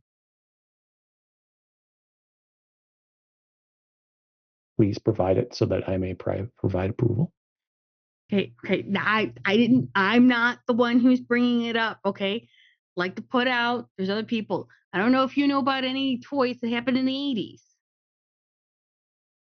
80s, sure, whatever. Starbright? Oh. Because she's got the flaming sword, she's really Which she fast. doesn't have. I'm not going to tell them that she doesn't. Because everyone is either in awe of her or they're holding her in such high reverence that why would they ever turn around and fuck with her? Think about it. They don't fuck with her because they're fucking smart. I mean, we're all fucking smart not to fuck with her. Except her boyfriend or whatever he is. Uh-huh. But none of us would. Seriously. What? So now people turn around and call her Starbright. Because they don't want to invoke her name because they're afraid that she's going to show up. How do you feel about Princess Starbright? Fucking love it, man. I feel like this is the right decision. Wow, it's weird when it happens to you, isn't it? No, it's great. I find it fucking hilarious because I can take what I dish, okay? That's a children's cartoon name. Oh, yeah, no, I get. Oh, hold on a minute, hold on. You literally see someone will pull out her phone, go hashtag Princess Starbright, and sends it. Okay, of course, some friends on the other side, they'll kind of. Hey, this will have no repercussions. Not to us, but to you, who knows? What do you mean? The Under King said it. Look, man, the Spot Man doesn't deal with repercussions. He has people for that. They all look at each other like, right, we're not going to be around when she finds out about that, and you're the one present. Got it. Mm-hmm. Mm-hmm. Specifically, he has dumbasses for that. Mm-hmm. All right, well, that's Look, cool. If you can't mess with your coterie, who can you mess with? Death? What? What? Death? I don't know. Yeah, I mean, we all morbid. died. No. Get that shit out of here. We're kindred. Well, how much more morbid can you be? Oh, God, you guys are insufferable. Oh, well, you're the one who gave us these guys, and so we're teaching them and everything you taught us. That one has a Cub shirt on. He's my favorite.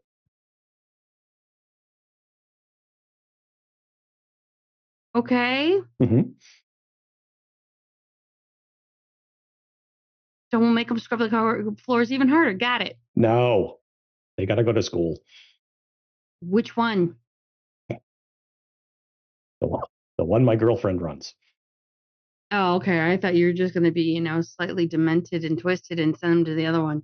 Nope. Okay. All right. We are family. We look after family.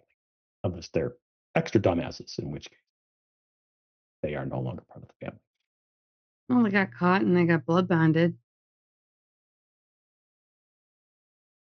Mm-hmm.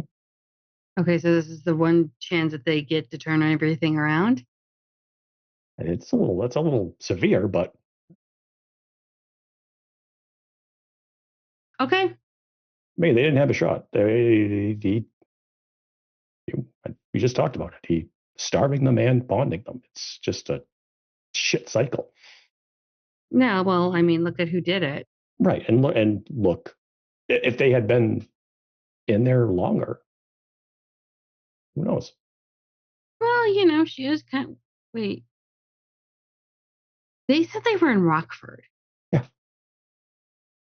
So do we have the title Savior of Rockford to her long illustrious title now? Sure. Look, that one's reading Game of Thrones, so we've already named her Khaleesi half the time. I can't help it. What else do you want me to do? Stop giving her nicknames. Dude. If we stop giving you all nicknames, how are we supposed to talk about you in front of you without you guys knowing? That's a fair point. Thank Okay, you. I accept. Cool. Wait, what's my nickname? Why would we tell you in front of you? Because I'm the Under King, and I'll have my concierge come and annoy you until you tell me. We keep it to Under King for the moment. Because if we tell you right now, then Bastion's going to come in. Oh, he says this, and then he means that, and then you're just going to have to tell us, otherwise we're going to stand here all annoying. Have you guys been watching him? That hand movement was fucking perfect. Of course. Because we're going to sit there and talk over and over and over, and you've got to do something like this. Yes. Oh, all right. Oh, hold on. Even better. Mm-hmm. Fucking dumbasses. Well, we watch you guys. You told us to watch. Right. Oh, this is how I teach. Yes, by having us watch everyone else and learn how to imitate. Most. We can't imitate all of them. Imitates not the right frame of mind. Emulate? You're studying them. Yes, but we're trying to emulate them. Is that better? You're not emulating them because you don't want to be them. That's true. I can't be any one of them. That's okay.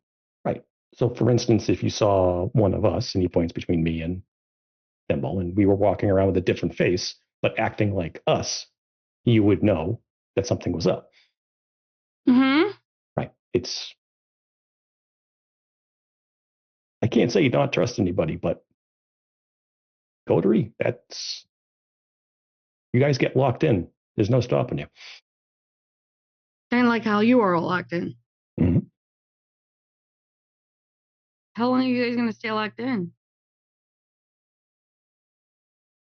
Oh, no. Okay. Sometimes things run their course. That's sad. Being that we live like what, forever? Right. So it's not like people are going anywhere. I mean, technology exists. Did hear that things are happening, but we don't know what yet. Oh, yeah? A couple of planes came in O'Hare. We couldn't tell. But we Stay knew the fuck that. away from O'Hare. No, we weren't there. Okay. I may or may not have bribed somebody to make it their mortal mission in life to watch. Okay. And they may or may not, be, someone that works maintenance there. Okay. Did I go in? Did I bribe somebody else? Yes. Okay, perfect. Great. But they have some new tricks. We're still trying to figure it out. Oh, that's fine. Don't go there. We aren't going. Well, I met the friend over drinks, and I made him a bet, Okay. and he's paying up. Okay. Just be careful. Because one of his Yeah. supervisors goes, "Oh, hey, who are you out with?" And then Oh. suddenly you're being looked at. That's why I don't go near it. We meet not on the south. We meet more on the south side, and that's like far away from there. Look, I get it. Do not underestimate humans. But they're easy to track. Right. All right. All right. Honestly, just steer clear as well as you can. Just completely until we can figure out some more of their tricks. Because Okay. all right, well, I'll give you a couple hints that we found out. They have cameras now. Oh, that sucks. Yeah, cameras that can see directly through obfuscate. You see them all kind of just sit back for a moment. You've got the entire coteries' attention. Mm-hmm. See through obfuscate. They can see through blush. They can see through mask. Can't they see? Don't know. We're still trying to figure it out. That's what I'm saying. Be careful. They are nothing if not persistent. Okay. We'll spread the word. Right. And unfortunately, with us, since we have eternity, if left unchecked, complacency is a problem. So don't get stuck. Correct. All right. Who do you want me to tell? Everyone or? We don't know the details, but just I think it's tough to say because we don't know if you know something's a government building. Don't use tricks around the government building. Don't go near the government building. Don't go near the airport. Okay. Stay out of Wheaton. You. Okay. Okay. But as we get more info, we'll pass it along. But yeah, they can essentially see all of us. Thin bloods are a little different. Depends on how close they are to their humanity. But yeah. All right. Yeah, it's not great. And if, like you said, if a few planes showed up, that means they're coming back from Europe, and they're gonna have a hard on for cleaning out Chicago. That's fair. Mm-hmm. Okay. Well, I'll start telling people where to go, where not to go, and As you come into Kinda it, don't make it your mission. But if you're talking to people, just say, "Hey, be careful around this area." Just all right, we'll spread the word. Yeah. All right. I'll take the slot over to Naomi's. Yeah, I'll let her know that there's a few coming. Okay. Do you still have like a group place demo that they can stay at? Okay, all right. No, well, we already ordered 4 more beds. Okay. I've got a couple of them putting them together now. Yeah. Right. All right. Yeah, you guys go to school, get introduced to the prince, and you can figure out what you want to do. Jazz hands. Yeah. Oh, and they're all calling you Pops. Because you're the daddy. Kind of partial to the spot man, but whatever. You guys do you. You're past that, my Get out. guy. All right. And you see the 3 taking out the 4 to head to Naomi's. Taylor, you did receive a And letter she had from the messenger wait. And it is kiss. Keep it simple, Mhm. but it's heartfelt and sincere. Yep. And she writes a response at the tail end of the letter. And it basically says to meet her at the gym that she has in her garden district.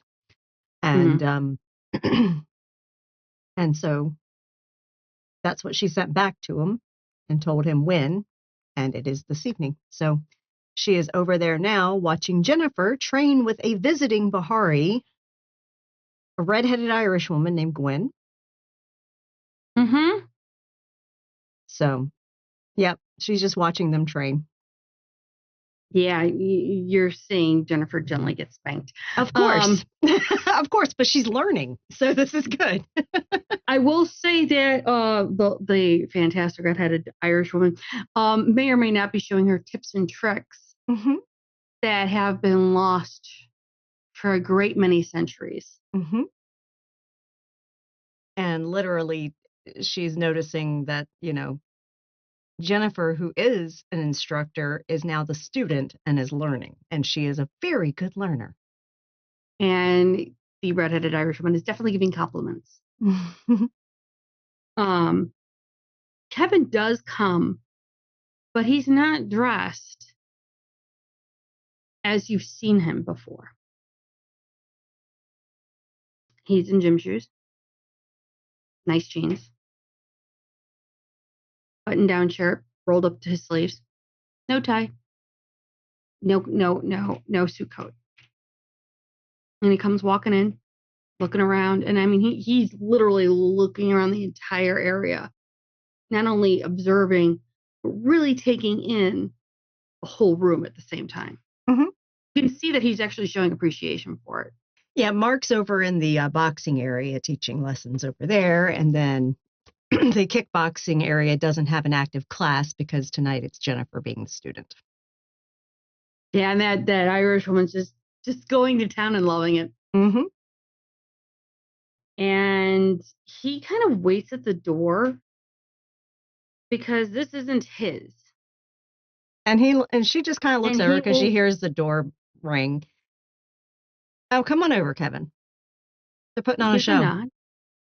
He gives a polite nod, and he walks over. Have a seat. And there's, seats aligned around the perimeter of the room.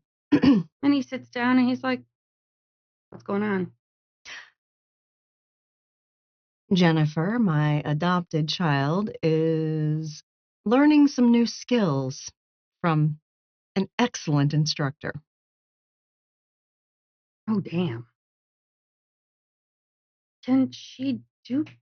Wow. Okay, that's something I didn't know. Damn. Want to say thank you for responding. I appreciate it. I'm not going to say a whole lot. Just, I'm sorry for how it went down. Truly. You know what I was under. How do I make it right? By taking what I taught you and applying it. How do I make it right with you? Prove to me you're not an idiot. Now that you have your own faculties, prove to me you're not an idiot. Okay. Because if I put you on that throne, I can take you off. Oh. I know. I took out Karlak. You just literally see him stop.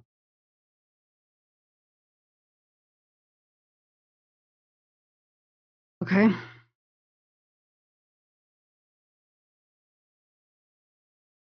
Fuck. He was raising an army to try to attack your city.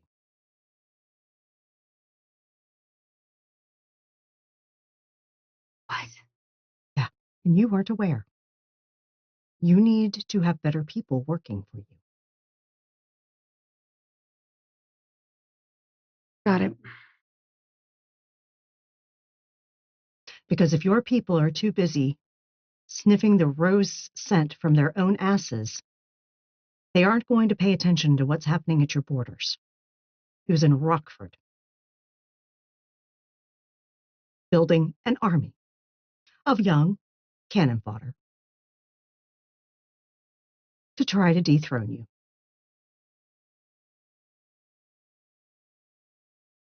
And they wouldn't have made it very far. No.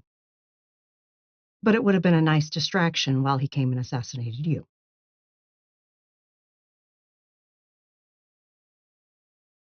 Point taken. And who would have protected you, Kevin?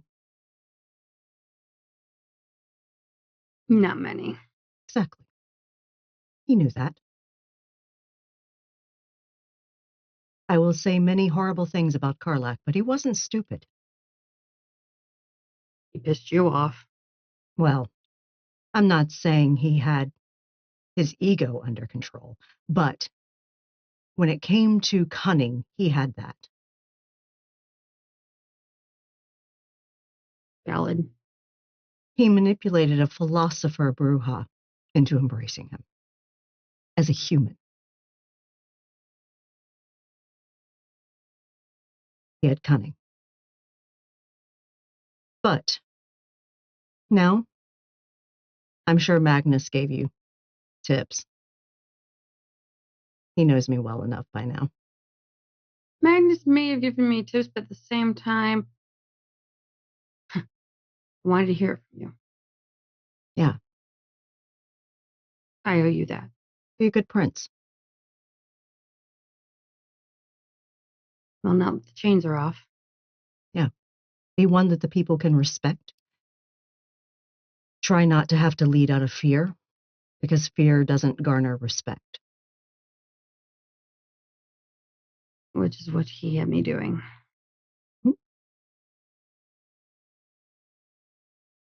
And I lost a lot of good people over that. Mm-hmm.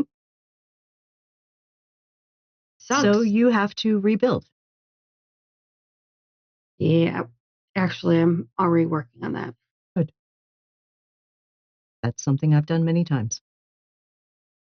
And I've given you the lessons that you need for it. Oh, yeah. Dr. Sanchez saw me at the desk going through papers and files and all the old school shit. Like you said.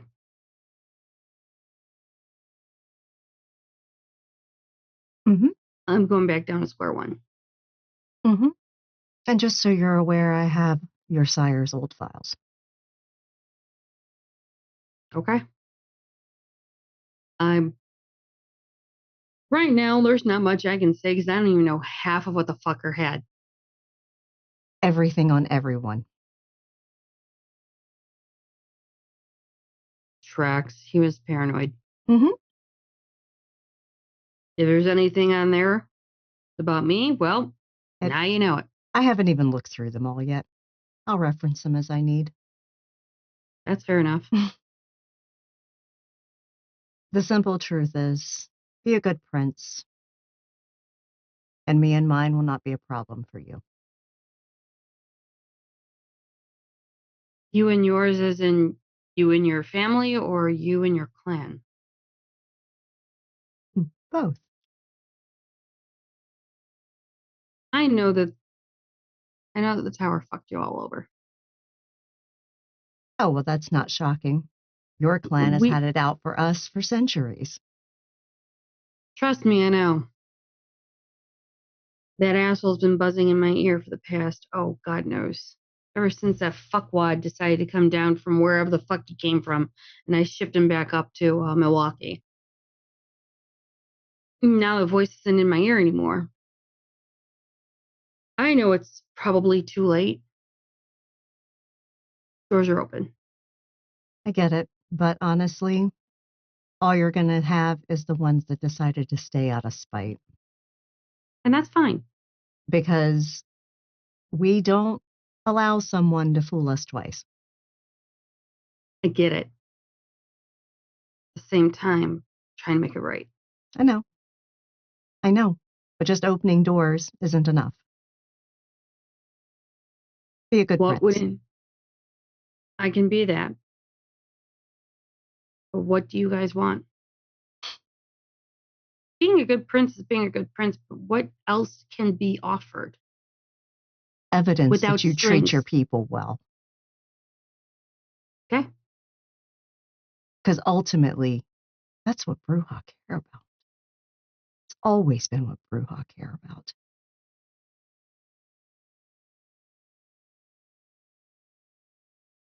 I recommend you start learning some history, Kevin, so that you can learn from the mistakes of your predecessors.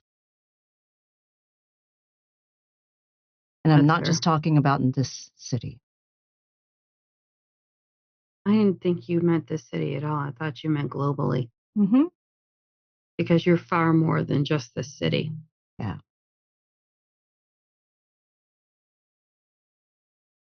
If there's anything I know about you, when you tell me to read history, you're not telling me of Chicago. Nope. Any particular place you'd like me to start?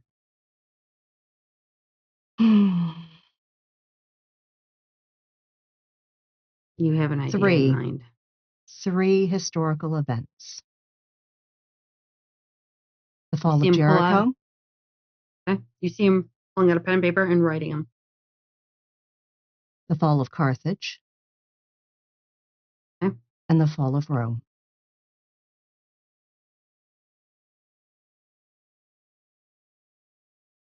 Jericho, Carthage, and Rome. Mm-hmm. Read those. You'll get a good education. Carthage, I know. Not all of it. Friday is It was across the tendencies- Mediterranean from Rome. Oh, I know where it is. Let's just say when Crisis gets a little, shall we say, upset, Oh, he I reminds know. me of that. Carthage is going to be rebuilt. No, it won't. Right. Sure. Yeah. Just like Rome was. Yeah. I have seen the evidence of dead empires many times over. Well, I've seen a lot here. We might not have had empires, we had gangs. Some rise, some fall. It all Mhm. depended on how you handled it. And those that lasted the longest respected their people. Yeah. You're not wrong. It applies to many different structures of leadership, Kevin. And being a prince is just being a leader of a gang, just different clothes. Yep. Different clothes, different personalities. Not as many yes men. Those are the death of everything. Mm-hmm. Echo chamber. Yeah. Well, you'll be happy that some of those people have already left. All right, then. It's always good to have some respectful opposition, to test your theories, to test your ideas, to test what you think you have as of value. That's fair.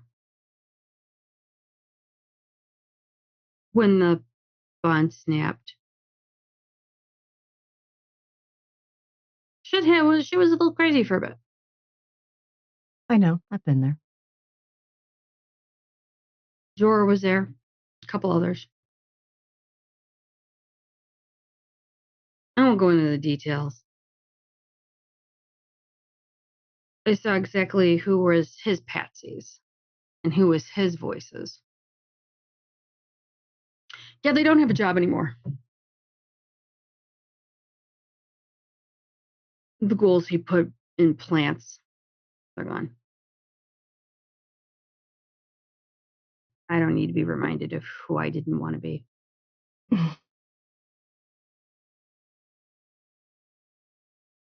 And I know it's late. I'll do what I can to do it right. That's all I can ask of you, Kevin. Whatever has gone on between us, it's done. I know. I can't take it back. We move forward.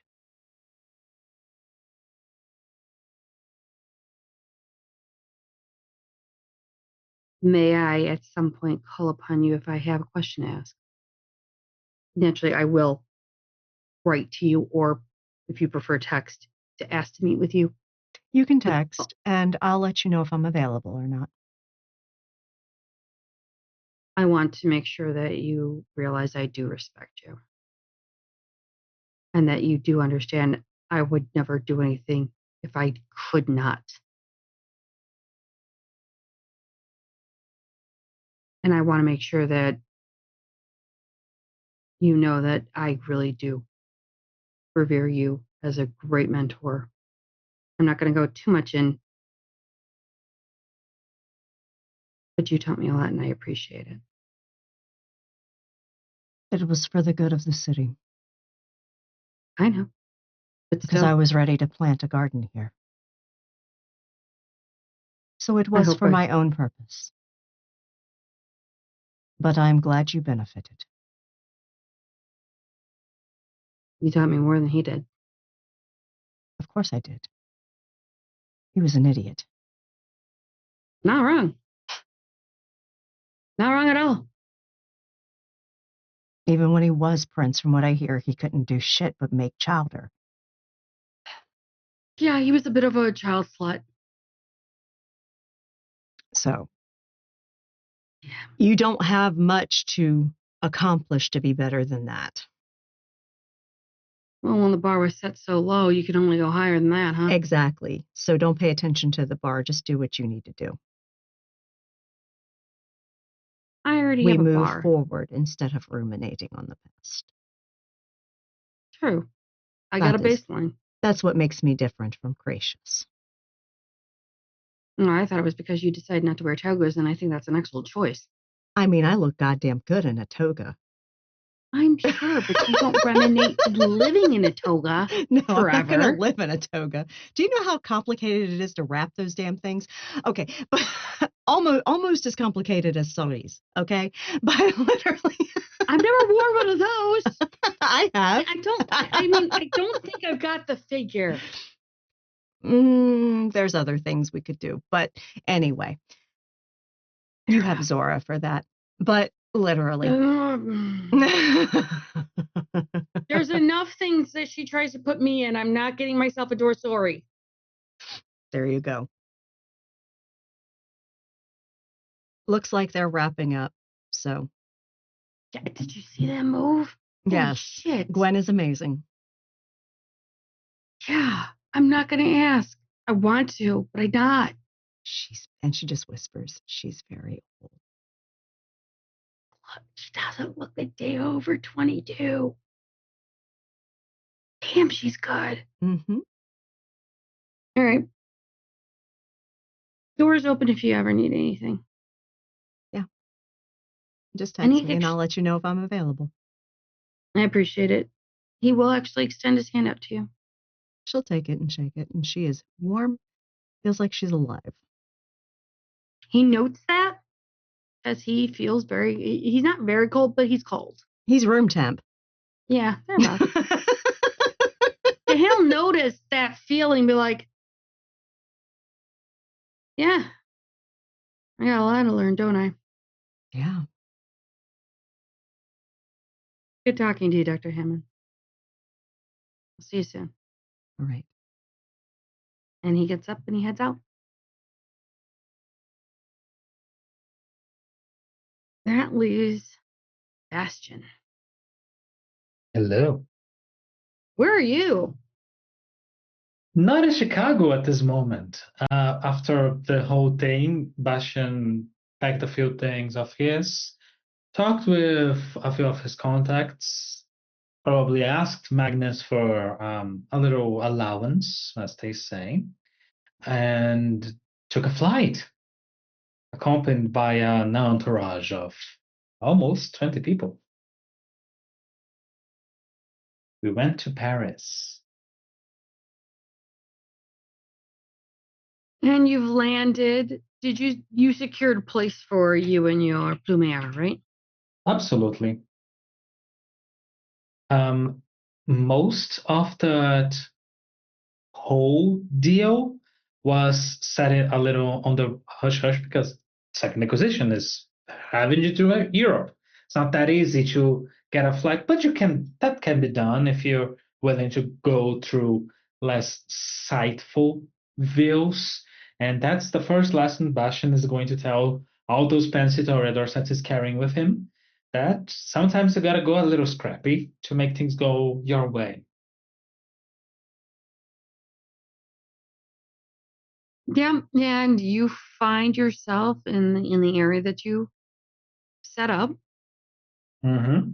and excuse me, your plumer is kind of looking around the place, trying to get their bearings of where they're at and what's going on. So he will look at the first face that looks at him. We are now currently in the region of Paris. I am not particularly sure. It's one of the side cities. We are going to be entering Paris tomorrow. It will be a nice experience to all of you. I assume all of you have questions, so please ask. It's not my first time in the city. Oh, all of them start to try and chitter and ask questions like what to see, where to go, how do we, are we dressing up really, really nicely when we go meet, Prince Francois? What are we doing? How are we doing things? They're asking a whole bunch of questions. Fashion allows them to speak, and he takes it in and goes, you do not go to meet Francois. He is an elder, Methuselah, as they say. He asks of your presence there. How does that happen? You have to make an impression. You have to be your authentic selves or your most unauthentic selves. You have to make something of a shockwave as you approach. It might be that you decide to go in the genuine route in which you take yourself to the utmost, so you show them what you truly are, or you can go to the other route and you lie yourself so well, you impress them with your bullshit so well that they cannot resist trying to get to know you. Because someone that comes with enough bullshit raises a lot of eyebrows. You have to pick their interests, and they are old, and they are all toreador. And let me tell you, they've seen a lot, and they get bothered easily. Okay, hear me out. We have turned around and we've done a whole bunch of stuff on social media, and we have been flipping it a little bit into Europe. Mm-hmm. Are we supposed to go completely French? Or can we do a English-French split? Or does it matter? You're not ordering a burger. There's no need for you to go completely French. They're going to treat you badly either way. Oh, okay. So stereotypes are allowed. Got it.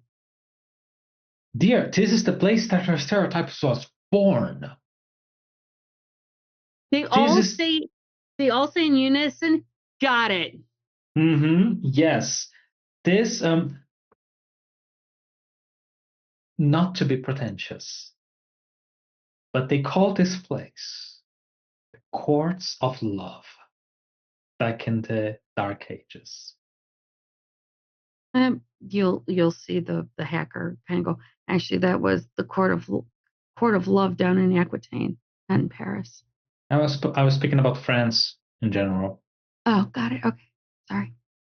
Yeah, but Paris specifically was always the court of Prince Francois.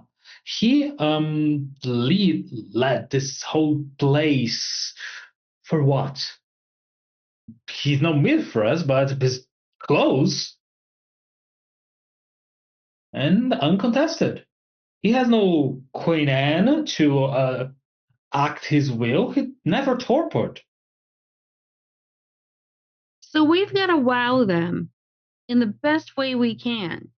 Of course, if you want to make yourself big. Got it. But of course, there's no need to be making big waves and drawing out the attention of everyone if you don't want to. Oh, no. That wasn't a question. And you see them all getting their phones out of it, and the one actually gets their laptop. We're going to correlate all of our social media being that we've actually made waves all over America. And we started splashing into here because we found out about certain things. So now we'll start making the splash here. Go bigger. Oh, we've not only done the tweet, we've done the Insta, we're turning around and doing the Book of Faces, but we're also turning around and correlating all of that into their own language, so they don't. There's no barrier, and we even got Google Translate to make sure that we're translating it correctly. I assume you have a wonderful plan. Oh, Yeah. Yeah, I'll let you do it. The main point is that you learn things. If it doesn't work, you learn with your mistake. If it does, you learn with your success. So long as you understand things and you don't die. No, we're keeping the masquerade. We're making sure that we're not saying any specific names or specific things. This place. Hmm? Do you all want a little hint? Sure. This place is crawling with Second Inquisition. The court is in shambles, attacks up, down, in all the cardinal directions. It's chaos all around. What does a Toreador as old as time would want in something such a situation? Distraction. Entertainment. Same thing. I agreed with you. And that's exactly what you have to provide. Big some things, novelty, bit new to impressive. I trust in you. Just don't go throwing away your mugs on them. A few of them are passionate about ceramics. They will kill you over them. We didn't bring them. Oh, that's good. Well, the way that you've been handling in Chicago, we didn't think we should bring them. Yes, because I brought them. We thought leaving them at home was the best thing for us.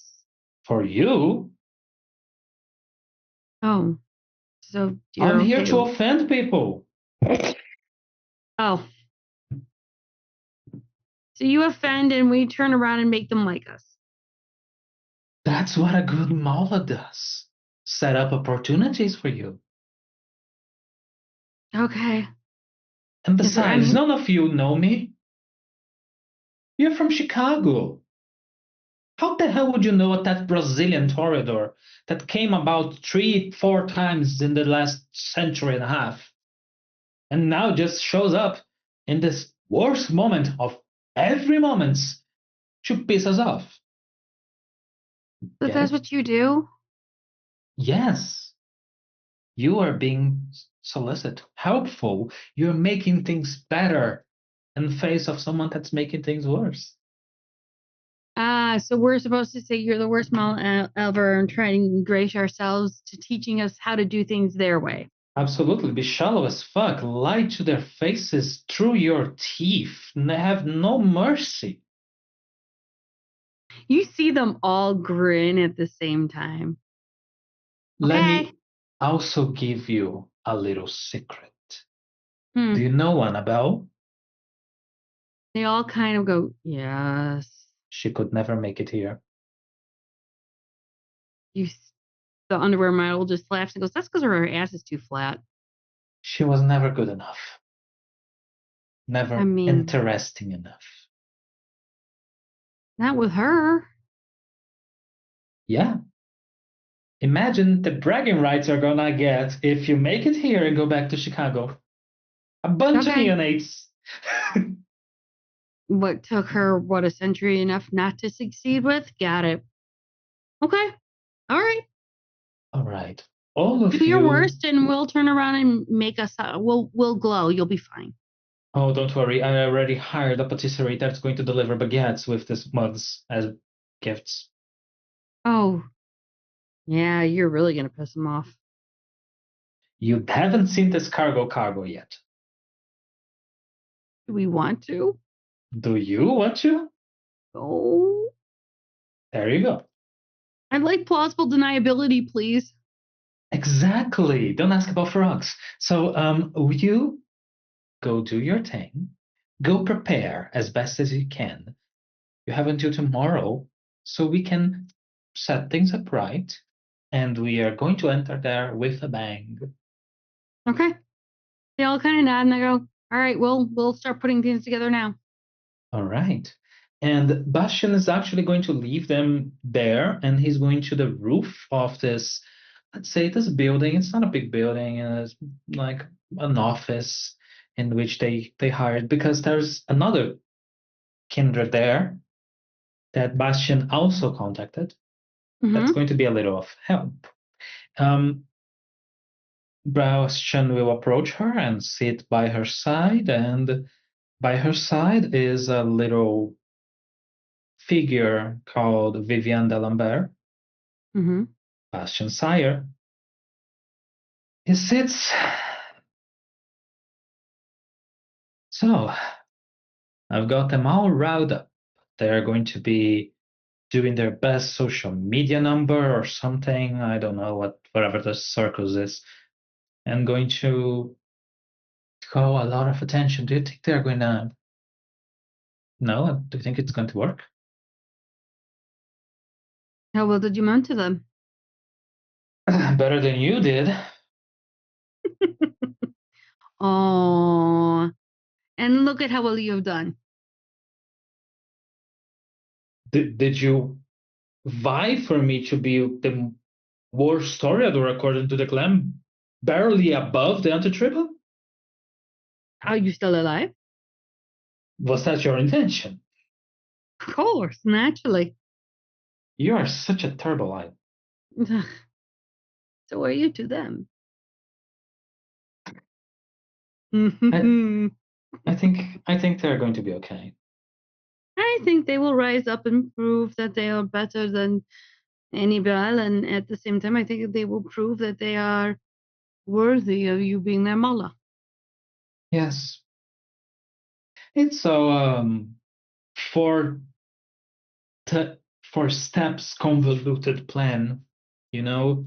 We got to do this so they can grow and they can make a name for themselves and draw attention away from the whole situation, because the kindred here are working well, as well as having Annabelle shit her pants back in Chicago and maybe do something that might set up our ancestor a little array and off that city.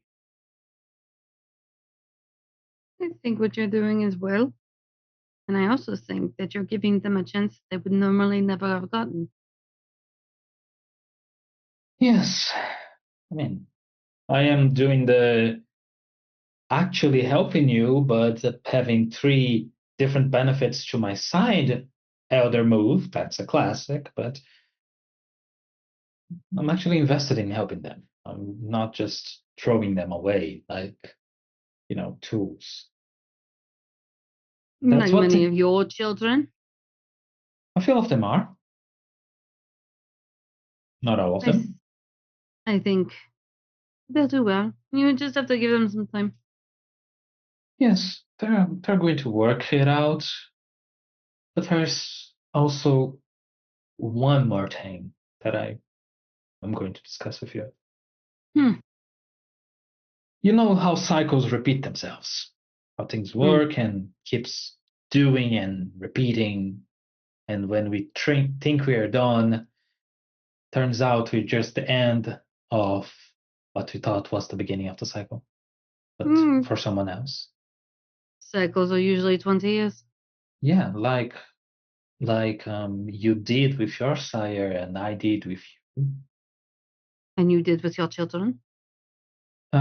No, there's kind of prepare that, but there's a woman. She's currently somewhere here in Europe. She's an SI agent, exceedingly cunning, knowledgeable, and crazy. And how did she impress you?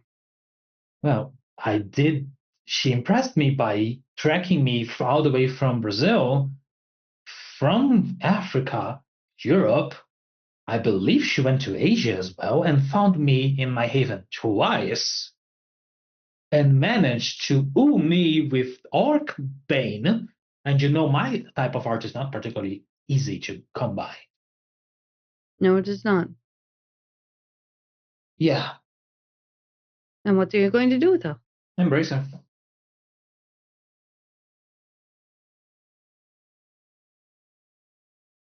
That's another line I thought I was going to hear you say, but this is an interesting turn of events. I think she's much too valuable to simply kill, but much too troublesome to keep alive. This is fair. This is what you want to do. Hmm. Well, my immediate wish is, bang in the head, but I gotta respect the game. It's not easy to actually anger me. It's not actually easy to talk you down, 6 of 7 different continents? It's talent. Cannot deny that. But she does have a weird crush on me, and she is weird as hell. And I do realize I'm not the best at this. Could you look after her? You're going to invite her, and you want me to take care of her. Not immediately. I'm going to set her up well. I'm going to do my job as a sire, but after that, she's going to be freed with nowhere else to go. Certainly not with her old life, unless she's suicidal. And your court wasn't hit by that sign. And you're managing things well. And you're far away from the crossfire. I'm asking for refuge for her. In advance. If I take her, then you must owe me, and you must visit her at least once a year. Okay, I can do the visit thing. About the owing part, do you want an ugly mug, perhaps? What? He takes one and gives her one. Wonder what is this? You know the children below us, yes. No, you can keep this. I don't want it. It's in your hands now, darling. She kind of gives it back at him and puts it in his lap. No. No! It's yours. I have 1,800 of them. That's your problem. No, that one specifically is yours. No, that specifically is not mine. But other than that, I have a few statues. Oh yeah, picked up making statues. You're making statues now. Yes, very good at that. I'd like one done. Very well. I can make your face when you were alive, the face of anyone that you desire when they were I alive. want one of you. Sorry? Oh, I'm sorry. Did I not say it in the language you understand? I can make a huge kraken monster that makes you frenzy whenever you look at it. Did I say I wanted that? I said I wanted a statue of you.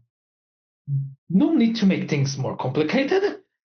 What's wrong with me having a statue of you? All right, fine. I can make you a statue of myself. See, there you go. And that's the boom. I'm not taking anything else. You just need to visit her once a year, so Yeah, she doesn't sure. forget you. Sure. I'm going to do that. Better to keep contact at least, even if I'm not close. It's, She doesn't have an M name, does she? You have a knack for only embracing people with M starting names. No, she doesn't. Why do you know that? Why do you think your children found you?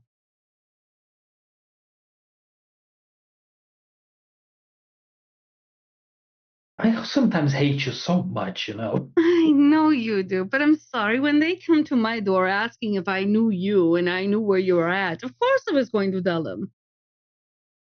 Of course I'm going to tell them, but I'm not taking one. No, You gotta not. open the balloon for that. No, it's because you decided to make them and leave them. Yes, but it's free to screw me over. But for setting things right, I owe you. I screwed you over. You never complained when I did. Bastion actually drinks some tea. At As you that. as you drink the tea, your phone buzzes. He looks. You remember your goal that was working over in Wheaton? Yes, Mark. Yeah. M names. Fuck you. He texts you and says, she's back. I'll return in a few days. I'll be watching. Keep a distance. And he looks at Vivienne. Well, I set up a trap there. And I'm sure she'll bite. And when she does, I'll be there. Hopefully it's not with these mugs. No, it's that with the statues that make you frenzy. I don't want to know. It's horrifying looking. I can show you. I have What a few part metaphors. of I don't want to know is I don't want to know. Congratulations, now you're coming to the part of your punishment for leaving me behind for 100 years. So I'm going to tell but you. you lived, didn't you? I'm going to tell you everything. And if you don't want to hear, I can project the images in your mind. She just kind of runs and jumps off the off the roof because she's done with this conversation. I am as fast as you now. You start to see her jump and run. Bastion is following. And as Bastion is running to follow and try and torment his side, I think this is an excellent place to wrap up. So thank you guys so much for coming in. Thank you to the players. Thank you to you guys, the viewers. And I'm just going to say, go Vivian, go. It is funny to see the dynamic they have after everything fell out. Yes. Yes, you're not wrong. And Yeah. I know I spelled Discord wrong. Give me a second. I'll put the code in correctly. That's okay. That's okay. So thank you everyone for joining us this evening. And hopefully you got to see some scenes that you've been looking forward to, because we are wrapping some stories this season, as this is our final season, y'all. So do join us on the Discord, because that is where we hang out when we are not streaming. And we do have casting calls in our Discord, so you got to be part of the Discord community to be in our streams, okay? And right now there is an open and ongoing casting call for Call of Cthulhu 7E, London Esoteric Society, that streams on Saturdays at 3 p.m. Eastern. It's part of our double feature Saturdays, yeah, which are going to be ending after this one's done, at least for a little while. Yeah, we'll just have Call of Cthulhu running, not this one. But yeah, so the trick is, though, with Tiss's Call of Cthulhu game, if you become a guest player, one, it seriously helps her out because it helps flesh out her world a little more, and it brings some shake-up dynamic to the table a little bit, because having the same people playing all the time, you can sometimes get a little routine going where it just doesn't get shook up enough, you know? So bringing in guests helps shake things up. And it's always a good thing to do. But in her games, guest players can play as often as they're available. For real. If you can only make one session a month, you only make one session a month. If you can only make, 2 sessions in every quarter, that's fine too. But if you can play every session, she will find a way to work you in every session, because she's that kind of keeper. Okay. So you basically can become the equivalent of a core cast if you choose to. Okay. But you need to be on the Discord to apply, because that's in the Casting Couch channel on our Discord. And we also do host Zoom hangouts when we are not streaming on Fridays and Saturday evenings. So we had one last night, and we'll likely have another one this coming Friday because the V20 game has been on season break and it'll be returning on the 29th. So we have a few Fridays that we can hang out and talk and socialize and stuff. And it was a really good conversation last night. And we closed it out with what was your win for the week? I loved doing that. That was fantastic. So ended on a high note. And yeah, so you got to be in the Discord community to participate in that. Yep, we don't post it anywhere else. All right. And do check out our back episodes. That is where we post all of our streams onto YouTube for you to view whenever you have time to do so. And you can check out the McStabber Studios YouTube channel, where we have over 6.5 years of TTRPG content, mostly World of Darkness splats, but we do have a variety of other games as well. And we even have some tips for running your own games or streaming your games and things like that, because we don't believe in keeping our sauce secret. We share what we've learned the hard way, so other people don't have to do what we do and spend all the money we spent learning the hard way. Okay. So there we go. And then on the London Esoteric Society YouTube channel, that is where Tiss posts her content, because she came over to us from another channel. So she started posting her content on that former channel on her own YouTube, just to keep it safe, where she knew where her stuff was. And we just let her keep doing that when she joined us. So all of her streams are on there. Yeah. The Call of Cthulhu 7E London Esoteric Society's on there. She had a D&D 5E stream that she ran with us called Ishbel that's completed, that's on there. And she's done a variety of other games as well. Okay, so check those out. And then check out our friends that not only tell amazing stories with us here at McStabber Studios, they do some fun stuff on their own channels as well. Junie Von Esch, what you got going on? I got to actually crochet today, so I'm so thrilled. Is your stuff doing better?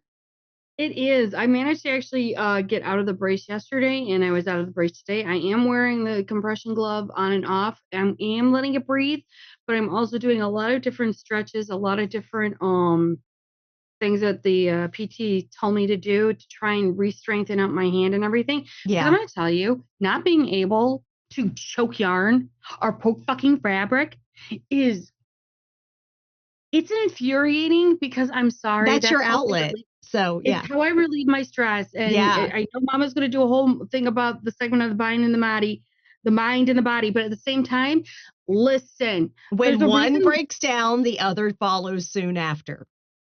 And if you can't turn around and have your outlet, and you are stuck, not able to do things, stress just goes up, and then you just want to choke a bitch. And I can't choke in the future, honey, just hit me up, okay? Okay. Well, I don't want to hit you. I like you. No, I know, but hit me up. Send me a DM. We will work through this stress, okay? Yeah. I'll have you laughing and carrying on, and you'll be fine. But But I'm back to choking. I finished this today, and then I also turned around and started up on a blanket. So I'm actually slowly starting to get back into crochet, which is fantastic. Mm-hmm. But if I'm not there, and Ravenos is doing something, I might be on his stream.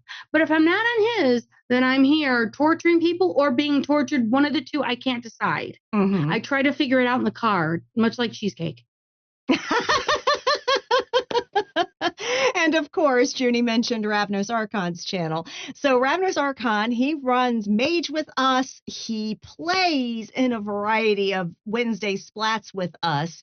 He also is a guest in this game as Dr. Smith's sire. Mm-hmm. And I hear he's going to be a guest in the Friday night game as well at some point. We shall see when that drops. There is definitely some interesting guests for that game. Question, is he going to wash his balls for that too? Absolutely, he will. Okay. He will have the cleanest balls you've ever seen. You know, I'm down for this, as long as he's got clean balls. Instead of slapping against his leg, they'll just squeak. Squeaky balls. Make a Nosferatu. He's going to kill your mage, right? I mean, he's already on that track, so it wouldn't be I know, it gave your unbelievable. mage cancer. To be fair, my mage's dad gave him cancer. I'm not sure if Also, he's apparently there listening was to something this. about not being able to breathe or something. Yeah, something like that. Yeah. Only temporarily collapsed one Collapsed of his lungs lungs. and shit. It's Yeah, like, you know. holy shit. The nurse and mama was like, holy shit. Okay, let's get a fucking let's get Just some trach air him in right there. now. Trach him will be fine. Yeah, it's just, you know, a little life. Put a chest tube in Fix there. that Let's right get him up. opened up. Mhm. Life Fuck. free, that's all you need. Just Just a straw. It's fine. It's only 1 pound of pressure that breaks the break skin. You're fine. Yeah. But anyway, so Ravnos Archon not only does amazing things with us, he tells stories through TTRPGs on his own channel. As he likes to say, he runs games that are not D&D. Okay. So he does a variety of games on his channel when he has the time. Right now, life has been a little chaotic for him. So he's been doing occasional things on his channel, but do check him out. Give him a follow at the least so you get notified when he goes live. But you can also get notified in our Discord because we have a room specifically for our friends that are linked in chat right now. So that you can follow them, so that you can join them when they're streaming because you'll know because it's posted on our Discord. Okay. And then Psychoshire, she plays in our Vampire the Masquerade V20 game on Fridays, and she typically does video gaming most evenings of the week. It's, depending on what she has going on.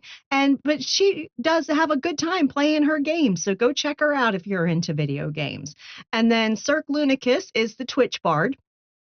And as we discussed in Zoom chat last night, bards suck, but still, Cirque is okay.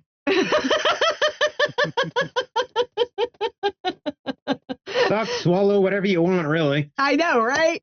But Sucking isn't bad at all times. but Cirque will do a variety of things on his channel where he'll do things like dancing, he'll do video games, he'll do art.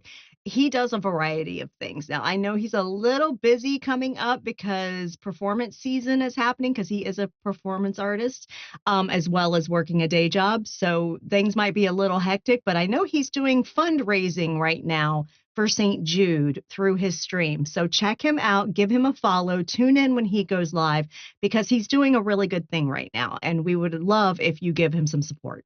Okay.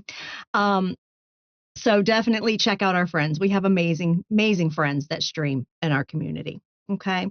And if you would like to check out our merch, we have a variety of items for you to peruse and possibly buy if you are interested in our Zazzle shop. Make sure you're signed into an account on Zazzle so that you can set your account settings to see everything because they have a rating system for their items. And some of our items, because based on Zazzle policy, if it has swear words or other things that are adult inclined, they require you listed as an adult rated item. So like our Camp Wish a Motherfucker Would Camp Counselor t-shirt, like John over here is wearing, is available in our shop, but you can't see the listing unless you have your account settings set right. So check it out if you're interested. And if you would like to support this amazing crew of people here, you can do so by showing us your biddies, okay? Biddies, not titties, y'all. That's against TOS, all right? That's against terms of service. We can't be having the nude streams, okay? We can't be doing that. But literally, we can do bits and donations, and we do distribute those amongst our cast here at McStabber Studios. If you would like to support the channel itself, which goes to Mama and Shanky to help offset studio expenses, which there are plenty of those. You can contribute by subscribing here on Twitch. If you have Amazon Prime, you get a free Twitch subscription, and you might consider using your Prime subscription for our channel if you are enjoying the content you're watching. And if you don't want Twitch to take half of your money before we see a penny of it, you can buy Mama a coffee. Our KoFi link is in chat. We get most of the money from that. And if you're not inclined to contribute financially or you're not able to, we don't judge. We don't judge. We're doing okay, y'all. But literally, we appreciate anyone who does contribute because it helps offset expenses. But truly, if you can't, that's okay. You can actually support us for free by going to YouTube and clicking the free subscribe on YouTube on both channels. Make sure you hit the little bell icon so that you get alerted when we post new content, which we typically post our content. Now, Tiss has her own schedule, but McStabber Studios posts our content usually within a day or two of the stream going live. So you're not waiting like a full week to wait for streams to get posted. So literally subscribe for free on both channels.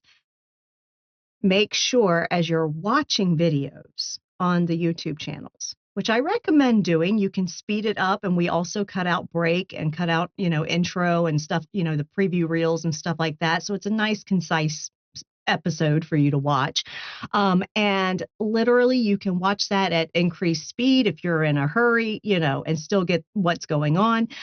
Literally you can listen to it in the car as a podcast kind of thing if you want. But literally, if you're watching videos there, make sure you take a moment when you can to comment, okay? To like the video, thumbs up it, okay? And comment. Do a 5-word or more comment on the videos that you're watching, because liking and commenting, doing both, teaches the YouTube algorithm that our channel is engaging. And you can post anything in the comments, okay? Anything. If it's truly offensive, we'll fucking delete it. But literally, you can post anything, okay? And you are not commenting into the void there. We react to the posts. We answer questions in those posts, in those comment posts. We literally respond. But what it does is it teaches the algorithm that we are engaging, that it will post us higher in search rankings for TTRPG streams when people are looking for those. And literally it'll push us out onto front pages as a suggested videos for people to watch, because these videos have been highly engaged with. Okay? And doing that draws more people to watch our content, which then leads them to eventually, this is usually what happens, eventually after watching a few episodes or a number of episodes, they decide, hey, I'm going to go hang out with these people in the Discord. And then they do. And then typically they'll start applying for games if they're not terribly shy. And then they end up playing in games with us. And then sometimes after they've played in games with us a bit, they'll ask if they can run a game with us. A lot of members of our Discord community has come from YouTube, y'all. A lot of people came from YouTube. And a lot of people you see here in these streams came from YouTube. So we appreciate everyone that does engagement activities on our video, the liking, the commenting, the subscribing, all that. We appreciate everyone that does that, because you have helped build our community. And Mama, as the community manager, loves every one of you that's done that, because we have an amazing community. Okay. So just do that if you can. It only takes a few minutes of your time and it costs you zero money whatsoever. Okay. Coming up over the next week, we have Wednesday, 8 p.m. Eastern. Mage. It's the season finale, y'all. Season finale. People have been asking about a certain character coming back. Yeah, that's happening. So a certain guest role is going to be reappearing this season. Those of you that have been asking, there's your answer. So we have Jude ready to commit fucking patricide. Okay. It wouldn't even be difficult at this point. I know. Easiest choice of his fucking life. I know. Literally, your dad almost killed you. Yeah. And if dad's like that, what's mom like? I know. So yeah, that's Jude. our virtual adept. And then we have our Aetheryte that everything's just sunny for. Everything's fine. Well, it's no big deal. I know, right? Everything's cool. He got to play a D&D game with his avatar. He's flying high. He's flying high. Eden. Oh my God. Eden going to town with that fucking life magic. Holy shit. But she's got a fancy for a fucking ghoul. That's ghoul to a nasty ass Horiador. Can't pick who you're interested in. You're just interested in them. I know. And she's like, I can fix them. And I'm like, no, you can't. Or hold up the sign. Do you want me to eat them? I know, right? Do you want me to kill them? Okay. And then, of course, we have Sylvia, who is the hottest fucking mess out of the whole fucking crew. Okay. She literally closed out last session doing a karma spell. That was not just to protect those that, she cared about, but to also make sure any that are trying to harm us get exactly what they deserve. That's the part that's going to be interesting.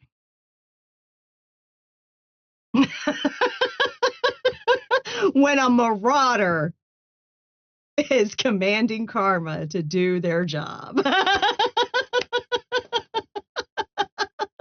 I reject this reality and substitute my own. Exactly. Karma is going to get to work. No. You've had your 5-minute break. Get back on the clock. Get back on the fucking clock. This is nonsense now. Ironic you're not telling that to time, though. I know. No. Time works on its own fucking clock, okay? At least it's consistent. You don't mess with Wrinkle. No, or any other time fucking paradox spirit that might be canon in Ravnos' world. Yeah, no. But literally, I love the characters. I love the story we're telling. So join us on Wednesday as we wrap up this season. It's been an interesting season where we've got to see more of the characters themselves, not just what's affecting them in the city, but the characters themselves. And it's been a really good season. So check it out as we wrap that up on 8 p.m. Eastern on Wednesday. And then on Friday, we are not doing the V20 game. As I said, it's not returning until May 29th, but we'll likely be hosting a Zoom chat. So you want to be in Discord for that, okay? And then on Saturday, we have at 3 p.m. Eastern, Call of Cthulhu 7E, London Esoteric Society. I heard today that there was a wedding. I missed it because I was doing stuff around the house today. But I heard there was a wedding. Did it go well? I think there was some fish booty. There was some fish booty. Yeah, I think so. Nice. I may be misremembering or not knowing at all. There was some fish booty. Nice. Let's go with that. Yeah. Okay. Nice. You are a booty man, aren't you? What? This is hearsay. You can't talk about a secret pre-game Zoom chat. Lies and slander, he says. It's fish booty. So who really is watching Annabelle's ass? Pancake ass. No one is watching. There's nothing to watch because he is down. It's off. So let's see what happens after everything that happened today. Because I hear there was a wedding. Yeah. And then, of course, we will be back here Saturday at 8 p.m. Eastern. The bitch is back, y'all. Bastion Stalker. The bitch is back. I can't wait to see what kind of ambush he has for her. I can't wait to see what kind of ambush he's got for her. I can't wait and see the ambush that I got for I her as know, well. right? You get a week to think about it. So that's what we have coming up over the next week. And then lastly, I want you all, as Junie mentioned earlier, I do speak about the mind and body and how it works as a system together, right? Well, I want you to take care of your mental well-being because it's very important to take care of that if you are struggling with it. If you have a support network that you can reach out to, please do so. Okay? Like I told Junie, if she's struggling, she needs to DM me. I'm part of her support network. Because we friends. Yeah. So literally reach out to your support network if you need it. And if you have professionals that you can get on the schedule with, please call them and get on their schedule to talk through stuff, to talk to prescribing providers that can adjust your medications if they need to be adjusted. You know, get with your healthcare team, your mental health care team, if you have one. Okay. And if you are in crisis, I want you getting immediate fucking help. If you are thinking about harming yourself, I want you to get immediate fucking help. Okay. You need to call 911 if you need to, go to an ER if you need to. You need to contact a crisis support line if you're not willing to call 911 or go to an ER. Okay? You need to contact a crisis support line. We have a list of them in our chat right now. You can call or text those 24 hours a day, 7 days a week. They are always staffed. Okay? And if you are outside of the US, watching on YouTube where you can't see the organizations that we post in chat, or otherwise engaged when you are in crisis, I want you to go to findahelpline.com on any browser, anywhere that you have net, whether it's your phone, your computer, whatever, a library, whatever. Go to findahelpline.com and look up by your location resources available to you for crisis support. It is a simple, like 2, possibly 3-step program to do through their site to get the resources you need. And it happens real quick. Okay. So you can get the help immediately. Those organizations are staffed by people that, one, are trained to handle your crisis. And 2, oftentimes those people have been through either the same type of crisis or a very similar one and want to pay it forward and help other people. You are never a burden to those who want to help you. No matter how bad you think it is, you are never a burden to those who want to help you. So let them help you. Okay? And I'm a McStabber, I'm a registered nurse. The mind dictates a lot of what goes on with the body. But the body also dictates a lot of what goes on in the mind. If one isn't well, the other one is soon to follow. Okay? So make sure you get your vaccines. If you are in the US, make sure you get your vaccines while you fucking can. All right? Because they're literally trying to dismantle vaccine production. Seriously. The Make America Healthy Again is trying to dismantle vaccine productions.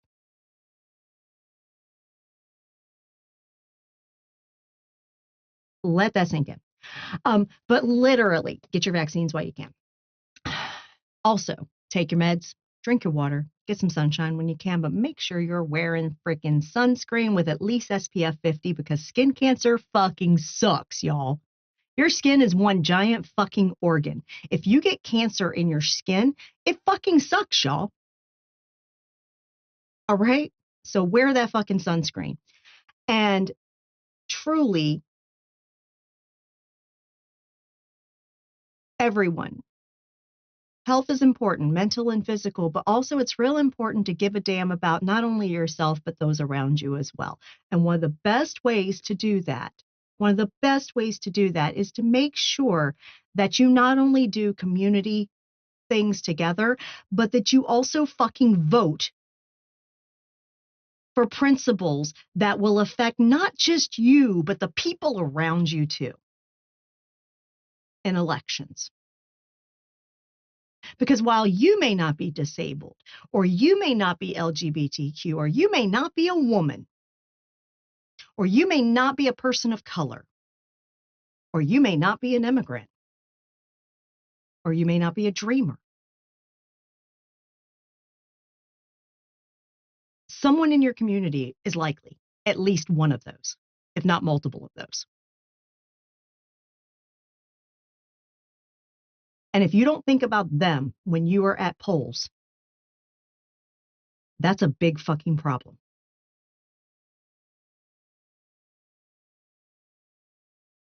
Make sure you are registered to vote wherever you are. Make sure if you're eligible that you're registered to vote and that you fucking vote in your elections. Here in America and United States, we have multiple primary and elections going on throughout the year. Okay, right now, Georgia has early voting going on for not just primaries, but also for their state Supreme Court. And only 2 people, which they don't list the party affiliation for the Supreme Court justices that you're voting on. Oh no, because that's how Georgia tries to fuck you over as a voter. They want you to pick the Republicans because you don't know who's Republican and who's Democrat. And most people don't take the time to look up people on fucking ballots. That's the fucking truth. So there's only 2 fucking people that are Democrats. In our Discord, I have posted it in our venting channel. Please be on the Discord, scroll up until you see my post about the Georgia election. Because I did 2 of them. Because there was one announcing the dates, and then there was a second reply under that I posted separately that showed the 2 Democrats listed on that ballot. That's how red states try to fuck over Democrat voters. Shit like that. And your state Supreme Court, your state justice system, your state government, your local government is so fucking important to have the right people in positions in that, because that affects your community's daily life. And truly, participate in primaries and these elections that happen off schedule from the November elections, okay? Participate in them because these are important fucking things to be voting on. And then when it comes to the midterm election that's happening in November here in the US, it is very important that we vote to change the power party in our Congress, that we get the GOP out of fucking control of Congress because they control both fucking the House and the Senate. They also control the executive branch, which is the president and the cabinet. And then they also control the fucking judicial heads as well, because the majority of our Supreme Court is fucking Republican. There are no checks and balances with that kind of power structure. None. And we are seeing the evidence of that here in the US. We have to make sure we vote in primaries to get the Democrats we want on our ballots. If they don't get on the ballot, still vote the fucking Democrat. Period. Gotta be tactical. And don't sit this shit out. Because if you abstain in elections, you're giving it to the fucking one who wins. You are. You're giving it. Whether you vote or if you don't vote, you're giving it to the one who wins. Also, one of the reasons why Republicans try so hard to suppress the vote is because studies have shown when you have greater than, I believe it's 75% voter participation, It's Democrat. Republicans almost always lose. It's Democrat. Because the majority of people are more liberal than they are conservative. Because liberal policies institute social programs that benefit communities. Liberal programs help our veterans and help our disabled and help our elderly and help our children.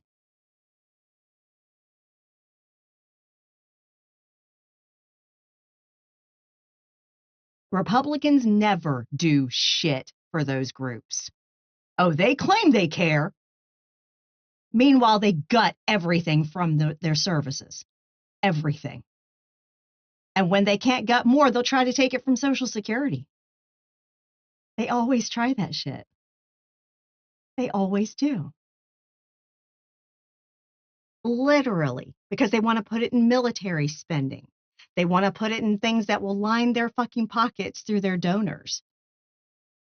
That's how the Republicans operate and have for the past 30, 40 years. So literally, if you don't vote, you give it to the people that win. And we have to get as close to 70% of our fucking voters out in November. Everywhere. So light a fire under your ass and get out and vote. Okay?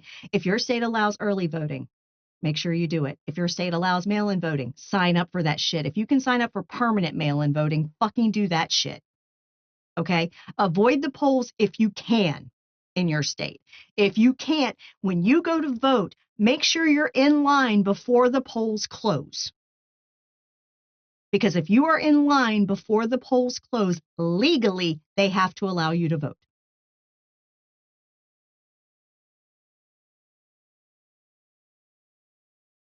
For anyone that voted for this fucking bullshit, for anyone that voted third party in the last presidential election thinking that they were protesting to save Gaza.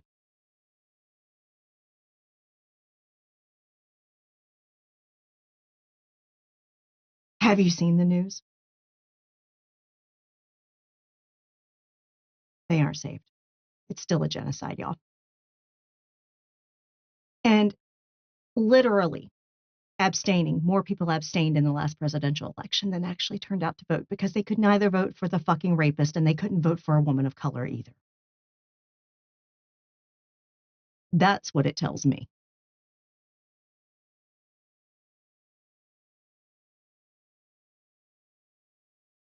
All y'all fuck off. If you are eligible to vote, you need to register to vote. If you don't register to vote and don't fucking participate, you can fucking fuck off too. Support your fucking communities. They are stealing people, citizens. They are incarcerating citizens and putting them in fucking camps. That's exactly what they're doing. Not just immigrants, citizens, because they happen to look like an immigrant. That's what they're doing. They're murdering people in the street. Now, I know they've been murdering people. Cops have been murdering people in the street for a long fucking time, since cops were created. Literally. They've always done it. But literally, these immigration officials are murdering people in the street. And they're scared of fucking dildos. Because they can actually fuck them back. I know, right? Because they're bigger than them. But anyway, yeah. I mean, literally, a woman was killed. A white woman, now understand it, a white woman was killed on fucking camera in the middle of the fucking street when she said, "We're good," and started to leave. She was flat out fucking executed in the middle of the street. And the guy is still fucking working that did it.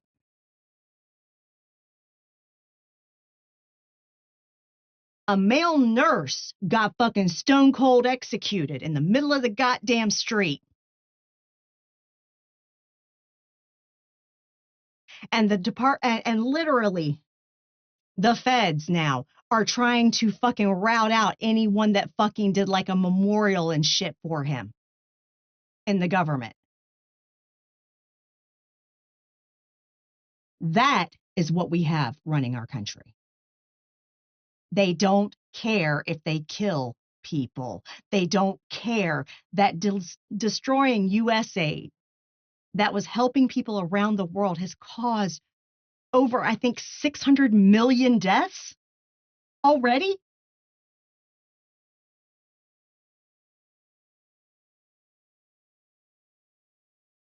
We have to look out for each other and we have to vote like we fucking give a damn about each other. Have some fucking empathy, people. For real. Get feral about that shit. Said with all sincerity. Y'all have a good night.